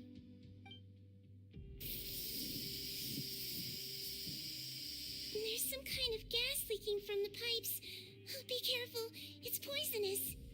This is our distribution center, where we store the product derived from our source solution. We had to use special fire prevention methods to prevent contamination. The pipe network here was designed to emit a gas for firefighting. One little modification later, and it makes an efficient death trap. Why would you do this? Your partners are here too. Oh, please. If they can't supply what I need, they're of no further use to me. Besides, I can't have them exposing my potential whereabouts.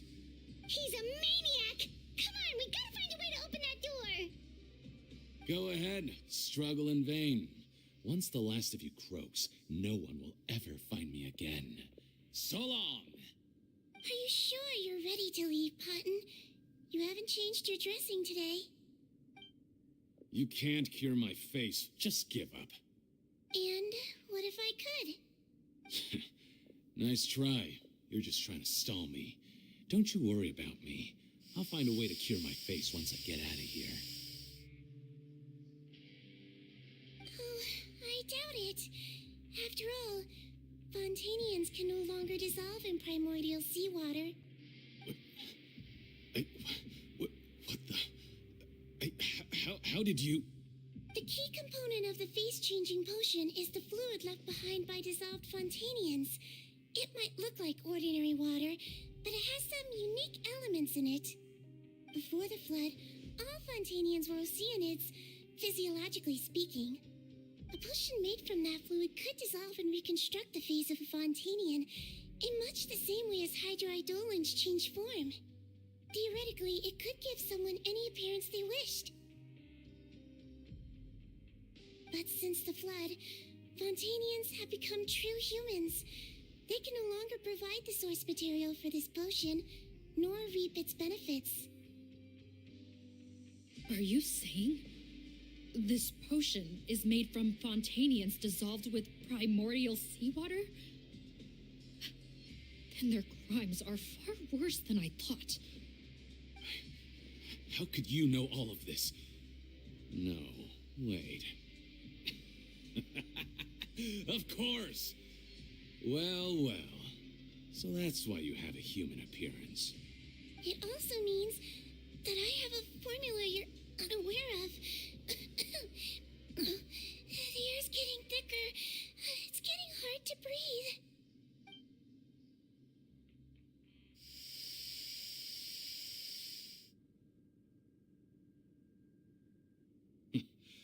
I might get to make a deal today after all. All right, keep talking. How do you intend to give me the formula? Oh, it's not a formula, but a finished product. I have a bottle of it right here. What? When I tried Rawat's skincare product, I noticed it had a certain special component in it.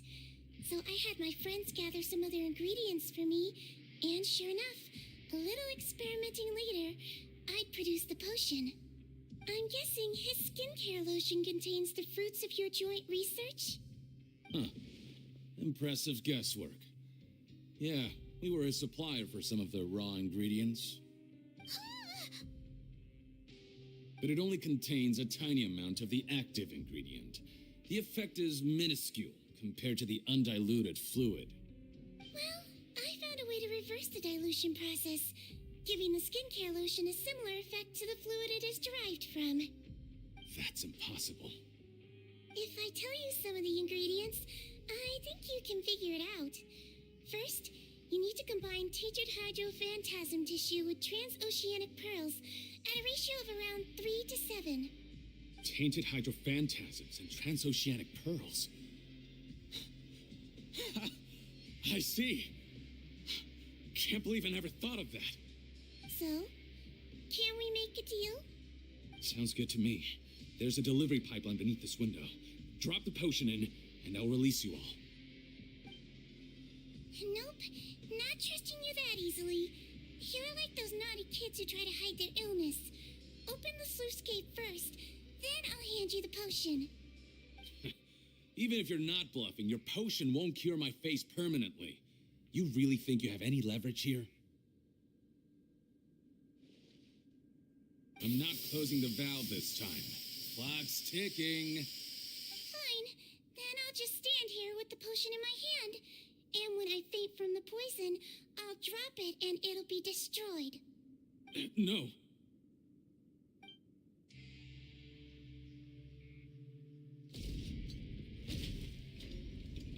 It's open! Disable that sluice gate! Jam it! Don't let it close again! That's more like it. In that case, a promise is a promise. Head nurse, there's too much poison gas in here. We have to leave, now.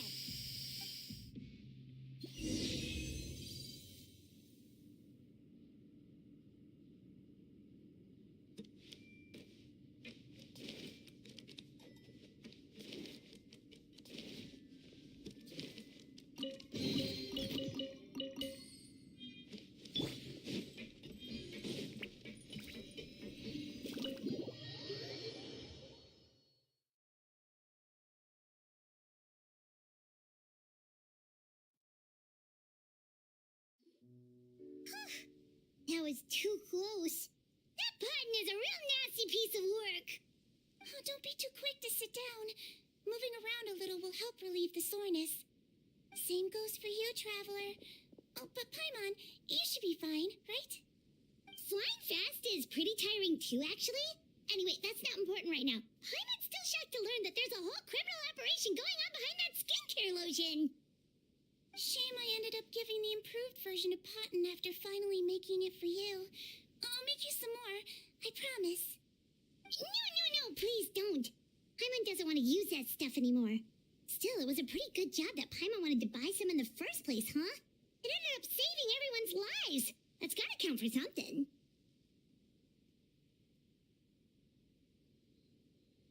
Yeah, Paimon was just kidding. Head nurse, I've done a final head count of our team and the criminals. Everyone's here and doing fine. We're ready to escort the fugitives back to the fortress of Meripede. It's a shame that we didn't find Rawat. At this point, I'm afraid he's probably deceased. What a horrible bunch. Especially that Potten guy. If he hadn't made good on that deal, we'd all be dead because of him. No, we wouldn't.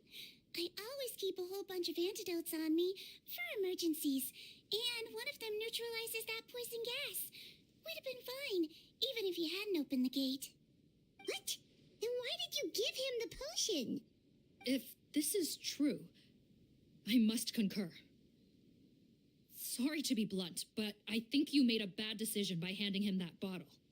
If he changes his appearance and flees Fontaine, it's unlikely that we'll ever find him.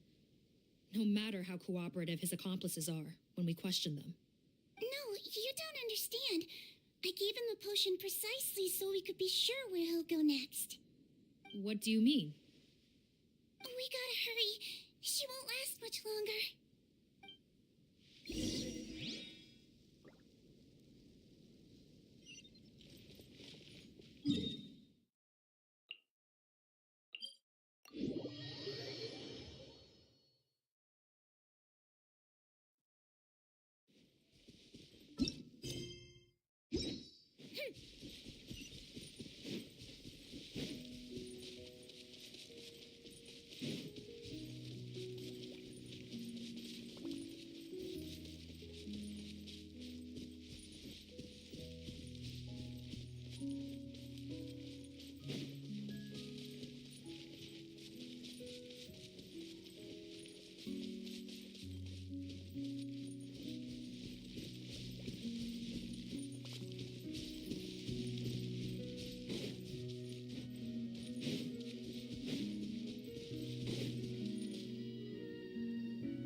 Don't move a muscle.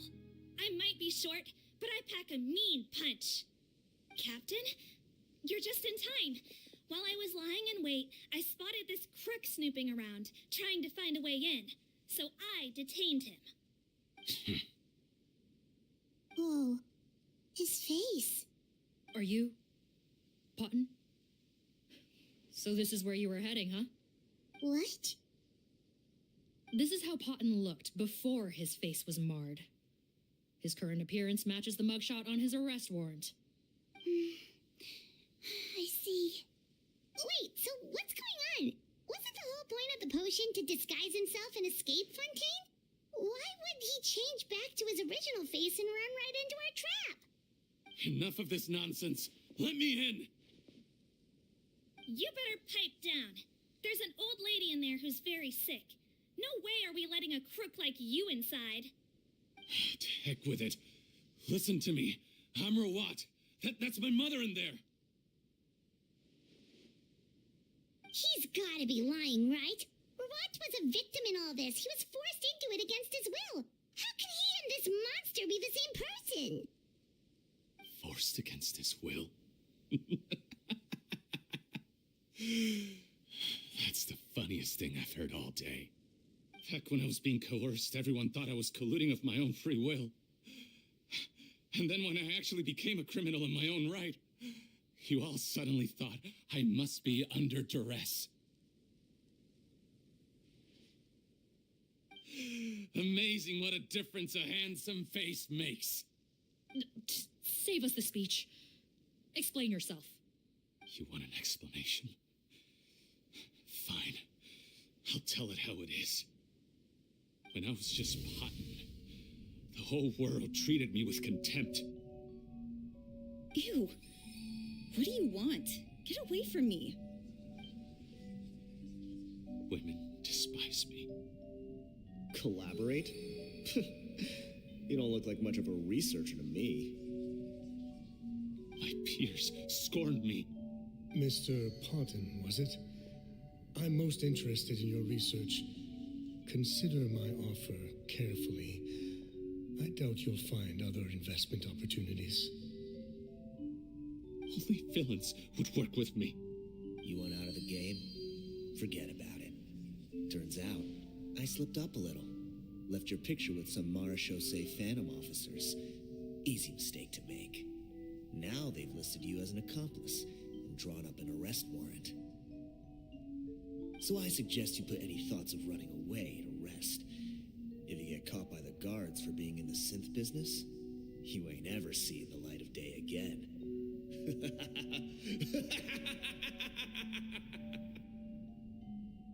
There was no way out for me. Until I could stop being Potton. Mr. Rawat, I have something I'd like to tell you. I became popular with women. This new potion you developed is fascinating. Genius, in fact. Would you consider working with me? I'd be happy to sign a licensing agreement. My peers looked up to me. I'm very interested in your research, sir. You must no doubt have offers from countless investors, so far be it for me to ask for a full collaboration, per se. I merely wanted to express my interest. No pressure at all, naturally. And the villains even began to fear me. Becoming Rawat showed me what a superficial world we live in. But I did not hold a grudge. After all, this superficiality could be made to work in my favor. Or so I thought. But alas, the world seemed bent on finding a reason to make me despise it. Mother, I'm back. How are you doing? Who are you? I bought the best medicine Mora could buy, but nothing would cure her illness. In the end, I hoped she'd at least be able to see her son one last time before she passed, but when everyone else rejected me, the only person who cared about me was my mother. Then, when I became a rising star in the Fontaine Research Institute, I was unrecognizable to her. I have to let her see me again. Even if it means donning my own wretched, ugly face. Well, is that enough explaining for you? Now do you understand? Let me inside already! Have you ever considered if you'll even be able to look your mother in the eyes after what you've done? You found a way to completely change your identity. You could easily have escaped from them. But no, you chose to keep working with them. Why would I want to give up on such a lucrative business? The profits were dozens of times that of the synth business, and it was all above board.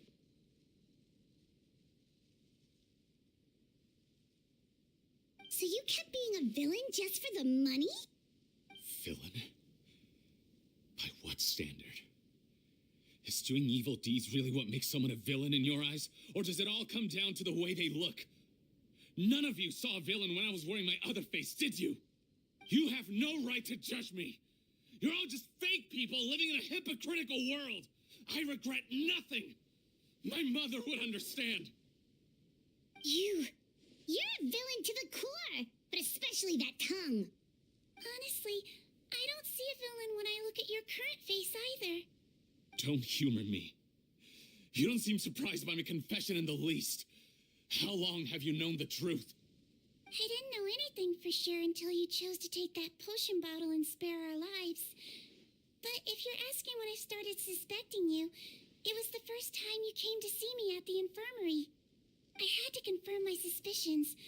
That's why I chose to join this investigation. Are you kidding me? A young, promising researcher and a wretched criminal? What on earth gave you the idea that they could be one and the same person? Well, there were no visual clues. This potion's face-changing effects are very powerful. Even as a Melusine, I couldn't see through the disguise. But I believe I understand humanity a little better than most of my kind. Humans have certain fundamental qualities that do not change with their appearance. Fundamental qualities, huh? So you think you're the one who's seen through me, do you? Most people probably don't know this, but I think I can guess what your deal is. Melusine constitutions are very close to that of water, so it stands to reason that the potion should work on them, too. You used it yourself, didn't you? That's why you have a human appearance. Sigewinne? Yes, you're right.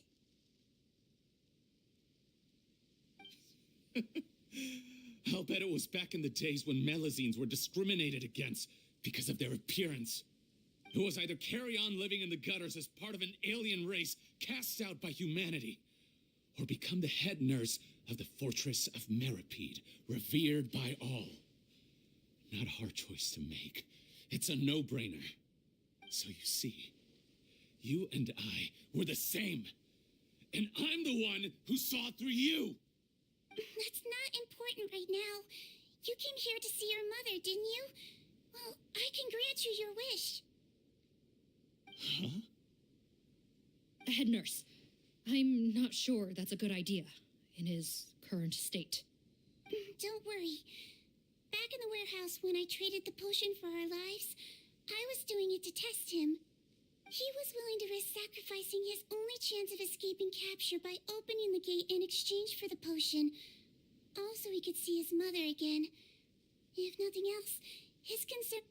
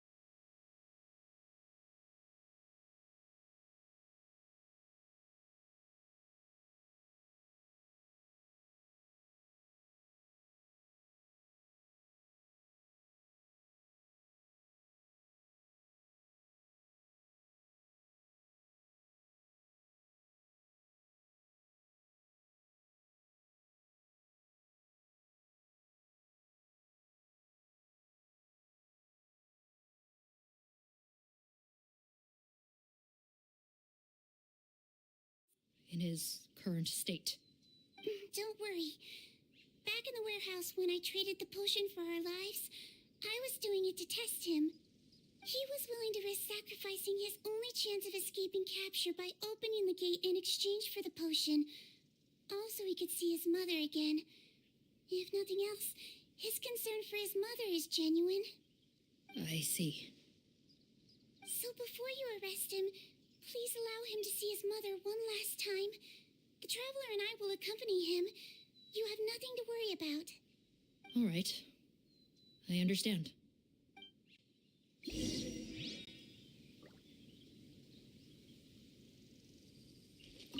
I don't trust this guy much. Be careful. Join the head nurse inside. If he tries anything at all, shout.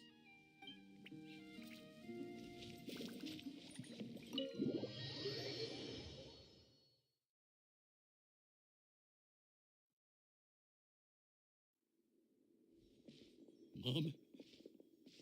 It's me, Potton, your son.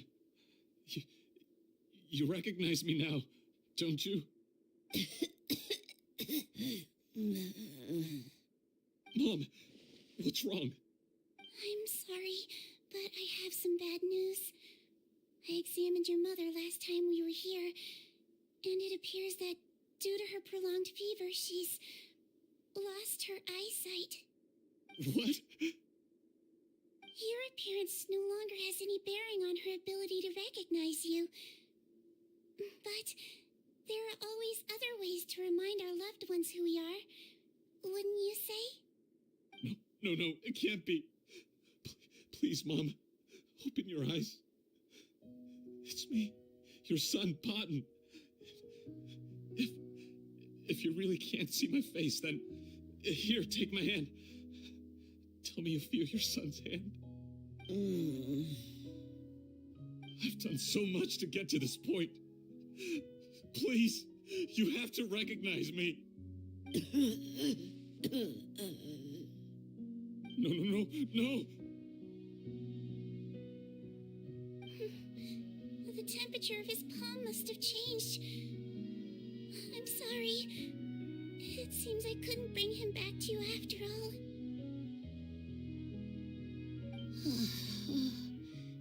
It's you. Thank you.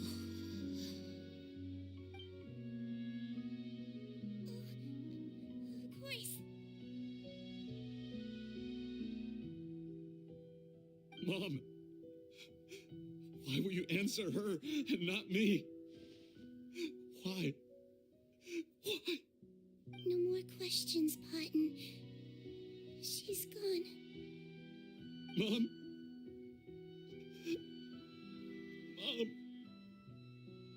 I'm sorry to say this, Potton, but you and I are not the same.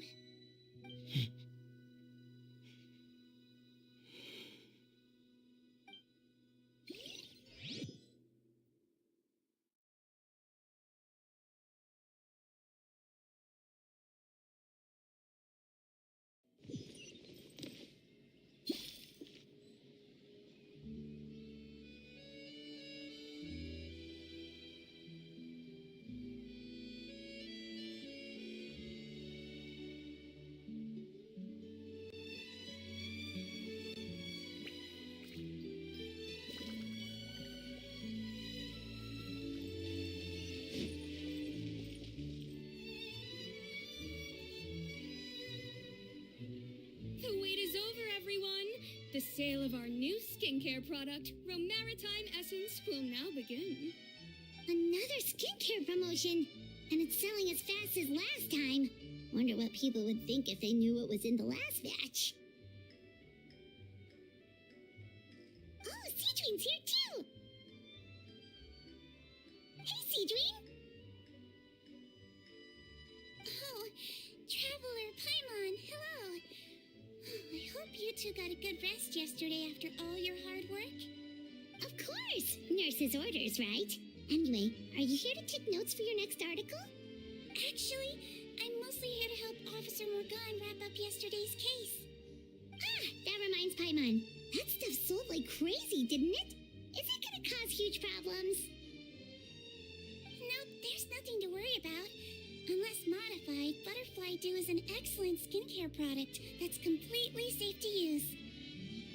Besides, officers have already retrieved all Butterfly Dew purchased on the market. Now it's just a matter of disposal. After consulting Monsieur Nervulette, I came up with a way to neutralize any harmful effects, so it'll evaporate naturally without polluting water or soil. Wow, it's Sigewinne to the rescue again! Thank you for serving as our consultant, head nurse. All the butterfly dew we recovered has been disposed of, according to your instructions. Great! Good job, everyone! Also, you mentioned you wanted a copy of Rawat's interrogation records. Well, technically, Potton's records. Anyway, I have them with me. Here. After he saw his mother for the last time, it was like all his mental defenses came crashing down. He put up no resistance during the interrogation and answered all our questions. we learned a lot. Apparently, the formula was something he discovered by chance while helping the criminal gang produce synth.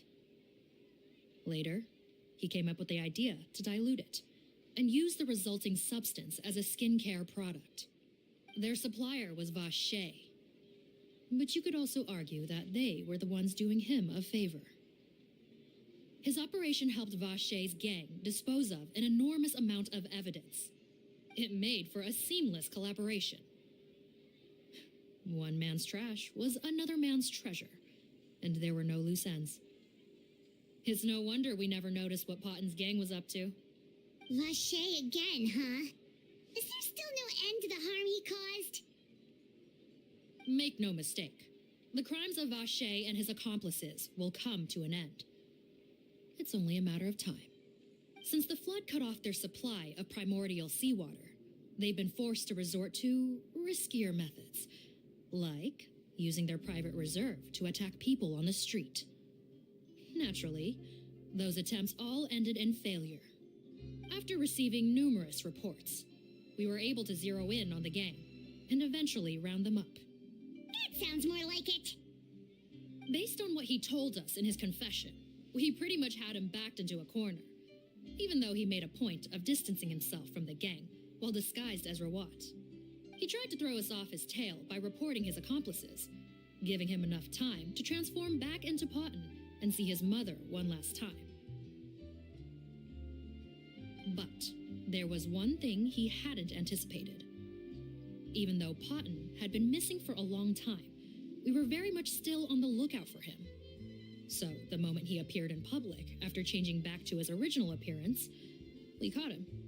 So he tried this once before, huh? Guess he really did want his mother to see him again. But in the end...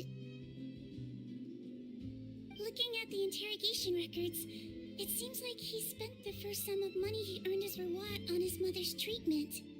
Yes, which is why I suspect that his initial motive for using the potion was not personal greed, but a desire to become somebody who had the power to save her. Even so, he went too far. In the end, he got what he deserved. I understand. Thank you for bringing me these records. Why did you want them anyway? Potten was one of my patients, so I need to put together a medical file for him.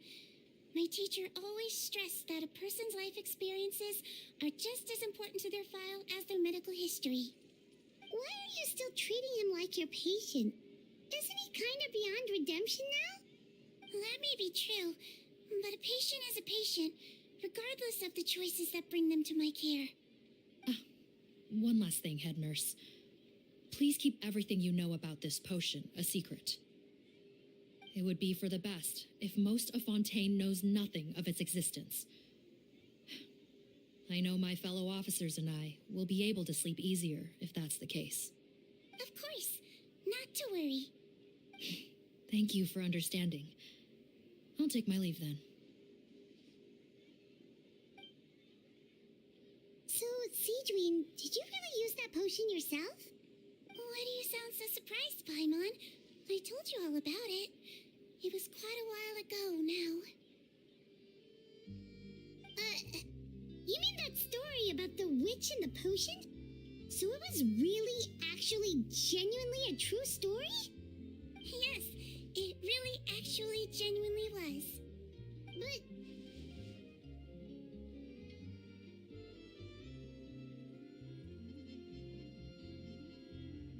I know.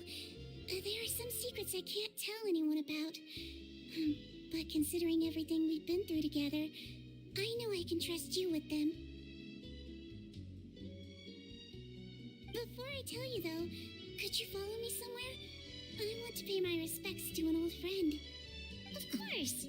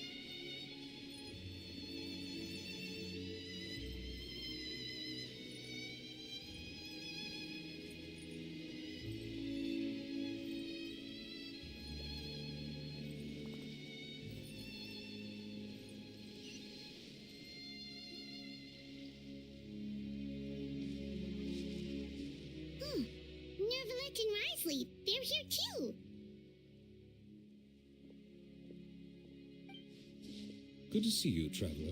Paimon. I trust all has been going well for you. Big news, everyone. The Udex is out of his office on important business. Is that genuinely something people would consider big news? Why wouldn't they? Important business is a big deal. Yes, you're quite right. When someone you care about requires emotional support, being there for them at the right time and place is of the utmost importance. After reading the Maréchal Phantom's reports, I had a feeling a trip here might be in order. Take note. That, my friends, is how Monsieur Neuvillette shows that he cares. We're both here for the same purpose, actually, to accompany Sigewinne as she pays her respects to her late teacher. So the old friend she mentioned was her teacher then? The witch? Oh, sorry. Paimon didn't mean to be rude. It's only because Sigewinne calls her that all the time, so... I doubt she considers that title to be offensive, Paimon. Don't worry. Indeed. In fact, I believe Sigewinne would take it as a sign of affection. She has spoken of this doctor on many occasions, and it sounds like she was a truly generous individual. In those days, many people harbored prejudices against Melusines. She was the only teacher willing to take Sigewinne on as a student. Wow. It's really nice of you two to be here for Sigewinne. Guess you guys really look out for your younger colleagues, huh? Younger colleague? Well, that might be true for the Udex, but I'm not sure I can say the same. Sigewinne served a sentence in the fortress of Meripede hundreds of years ago, and after she did her time, she decided to stick around. She's been an integral part of our administration ever since. Strictly speaking, the head nurse has been around longer than most people in the fortress, myself included. Pretty sure that makes me the younger colleague. She served a sentence? Yes. Long before I became Udex, there was an ancient law in Fontaine that prohibited any attempt to transform another species into a human.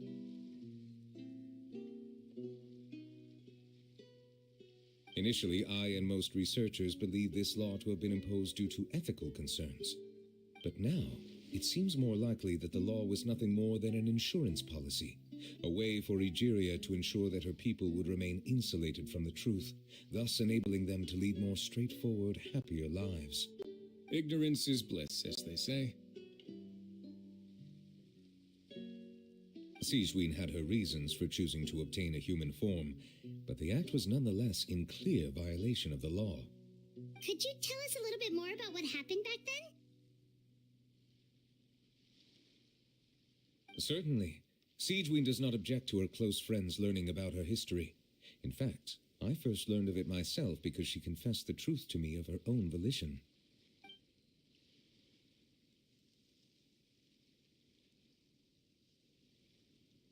Even with their daughter so ill, they kicked you out?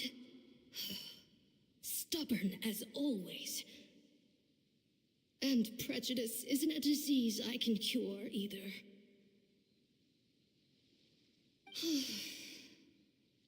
Shame that I don't have the energy to get over there. You're laughable, you old witch. You want to save everyone in Fontaine, but you can't even save the patient before you. Master, what are you... I discovered a strange disease, one I suspect that every Fontainian suffers from. But without witnesses or proof, no one will believe me. I had no choice but to experiment on myself to find a cure, but I hit a wall. And as you can see, it took a wretched toll on me. Then I'll find a cure for you, and then you can go cure her. There's no need. I'm beyond saving now. There's nothing you can do. But, Master... As I said before, a doctor's duty is to treat whatever ailments they can. I know, but they don't trust me at all.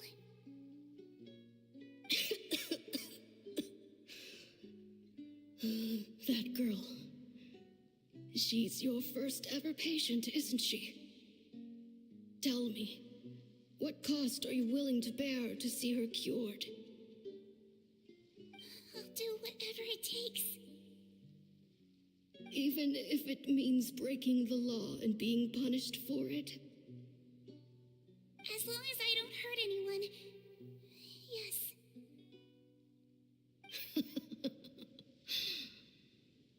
Spoken like a true student of mine. Then I shall make one more final gamble and see my experiment through to its end. Leave me for now and come back in 2 hours.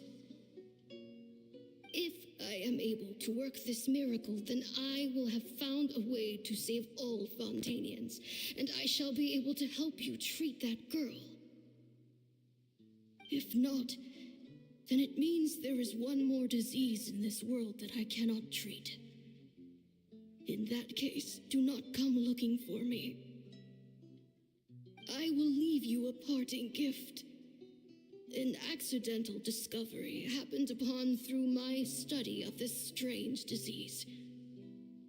It has little use, but it will at least help you cure this one patient you can reach.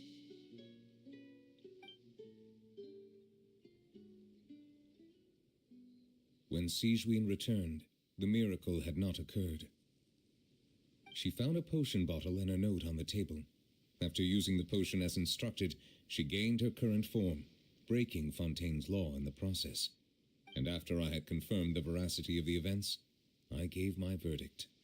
So that's what happened.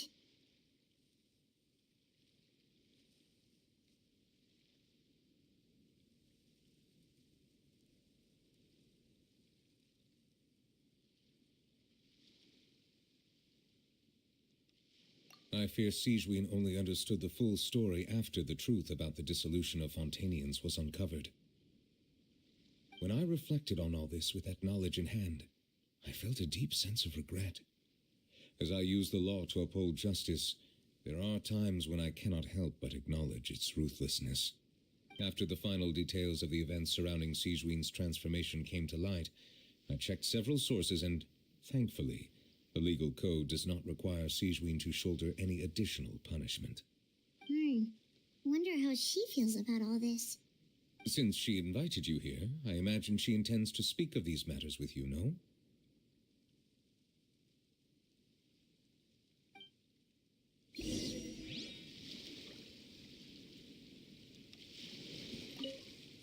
On behalf of the Maréchaussée Phantom, I would like to once again thank the Fortress of Meripede for your assistance in the response to yesterday's prison break. Our head nurse and the traveler in Paimon did most of the heavy lifting, I would say. Sigewinne seems to be in good spirits. I trust work hasn't been too hard on her lately? Well, she might be the only permanent medical staff in the fortress, but there's plenty of people with medical knowledge willing to help her out. I am most relieved to hear it. The way you're asking after her well-being makes you sound like a concerned parent. Well, I won't lie. I've always seen myself that way. Showing your age a bit there, don't you think? Indeed. Actually, I often forget just how much older I am than you. Well, while we're on the topic, what did you do before getting this job anyway? Spend all day swimming in the sea from east to west and then north to south? Yes, and from the surface to the ocean floor on occasion. Wow. Impressive. Apologies, that was merely an attempt at humor. You can disregard what I said. That's impossible, I'm afraid. My imagination's already running wild.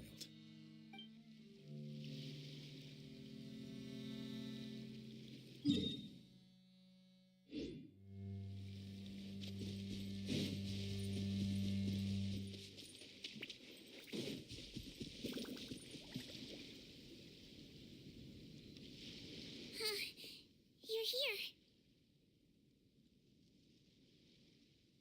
The old friend I mentioned was my teacher. When she passed, her body was nowhere to be found. All that's left of her is an empty tomb. And even that's deep underwater now. Sigewinne, the witch who gave you the magic potion, she was your teacher, wasn't she?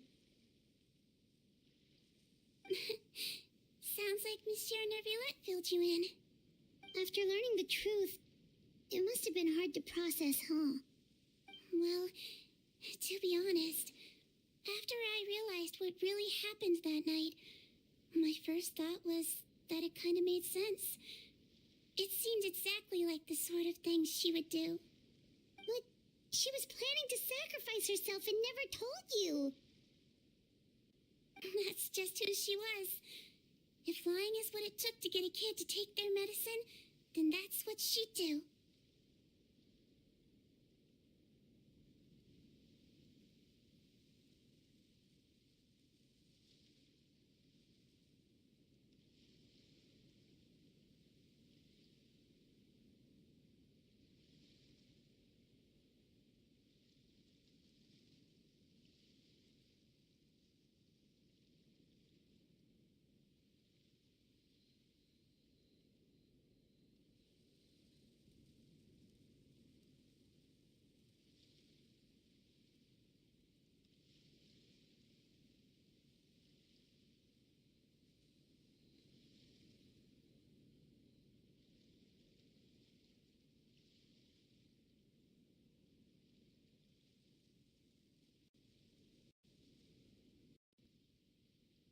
All right.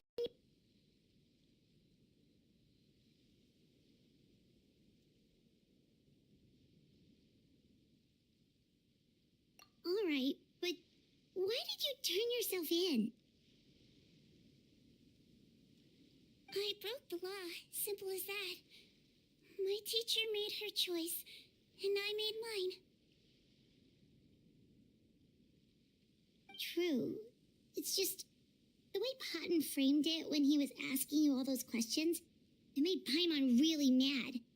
You're not like him at all, and everything Neuvillette said confirms that.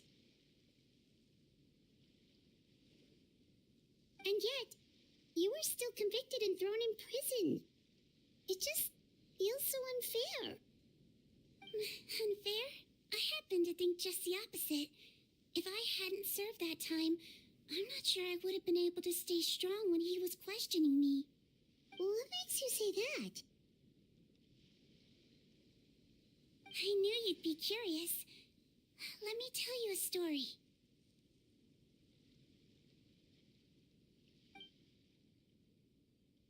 The verdict came down. This Melusine is guilty. Theodex defended the authority of Fontaine law, but he did not confiscate the Melusine's medical kit. And so, the Fortress of Meripede gained a new little doctor.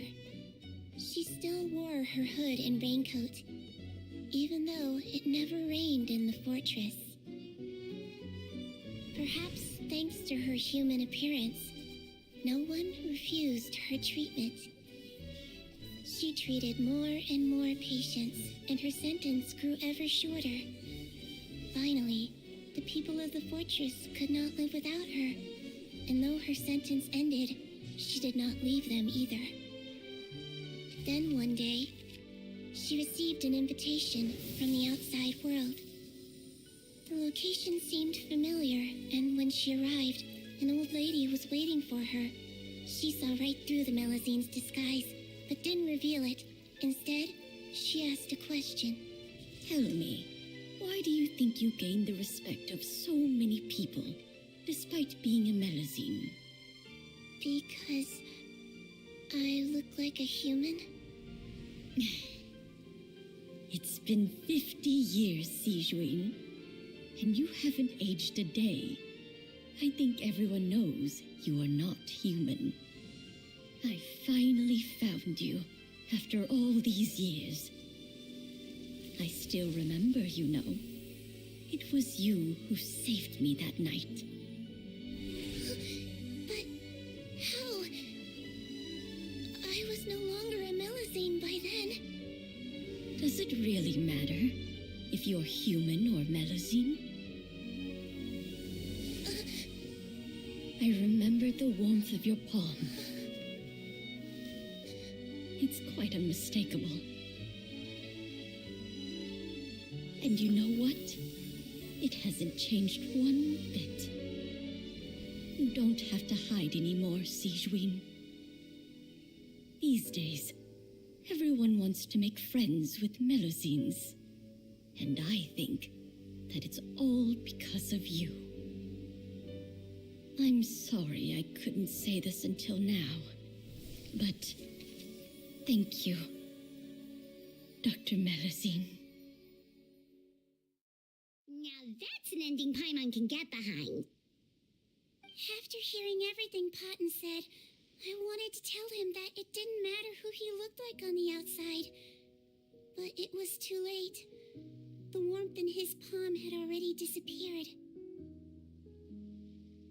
I tried to treat him, but the roots of his problem had nothing to do with his face.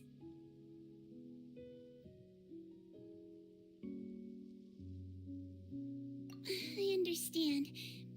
Thanks, you two. I appreciate you being here for me while I talk this through. Oh, it's nothing. Our pleasure. Oh, there's one more reason I invited you here. It's about time I finally give you what I promised. In order to restore the appearances of the face-swapping victims, the Marechaussee Phantom gave me special permission to make a few bottles of that potion. And I made one extra just for you two. We don't need it, though. Shouldn't we destroy it? Well, even if you chose to destroy it, I still thought I should give it to you first. You two did so much for me. How could I break my promise? Well, fair enough, but anyway, Paimon's definitely not interested in this stuff anymore. Still, if this is the very last bottle in all of Teyvat, getting rid of it would feel like kind of a waste. Maybe we can give it a special meaning somehow. Oh, Paimon's got it! Melusine physiology wasn't affected by the Great Flood, right? So that means the potion should have a permanent effect on you. In that case, what do you say, Sigewinne? Ever thought about transforming back to the way you used to look? After all, from a Melusine point of view, Paimon bets Melusines look the cutest of all. Paimon, after everything, do you really think it matters whether I'm Melusine or a human? Well, what was Paimon thinking? You made up your mind a long time ago. Yeah, let's just destroy this thing. Leave it to me.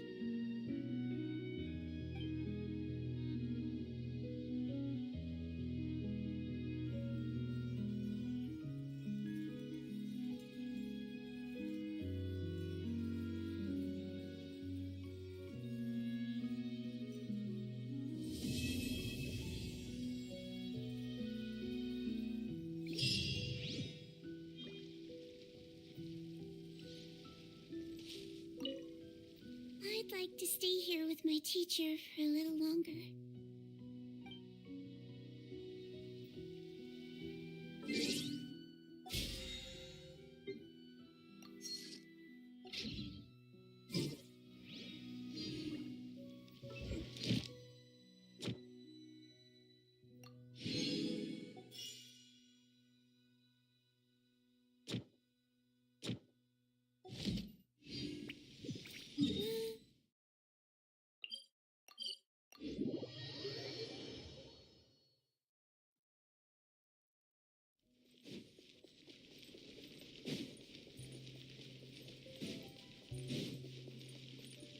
Ad Astra.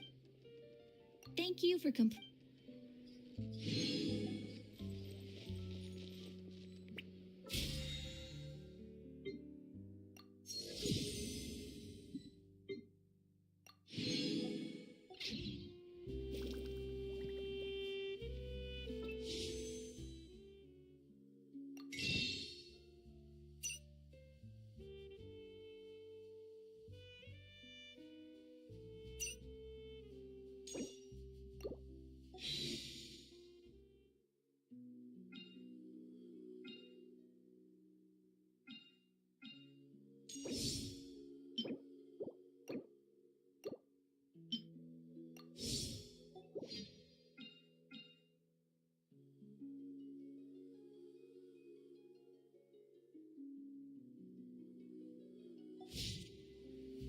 Have you ever kept goldfish as pets? They're very cute.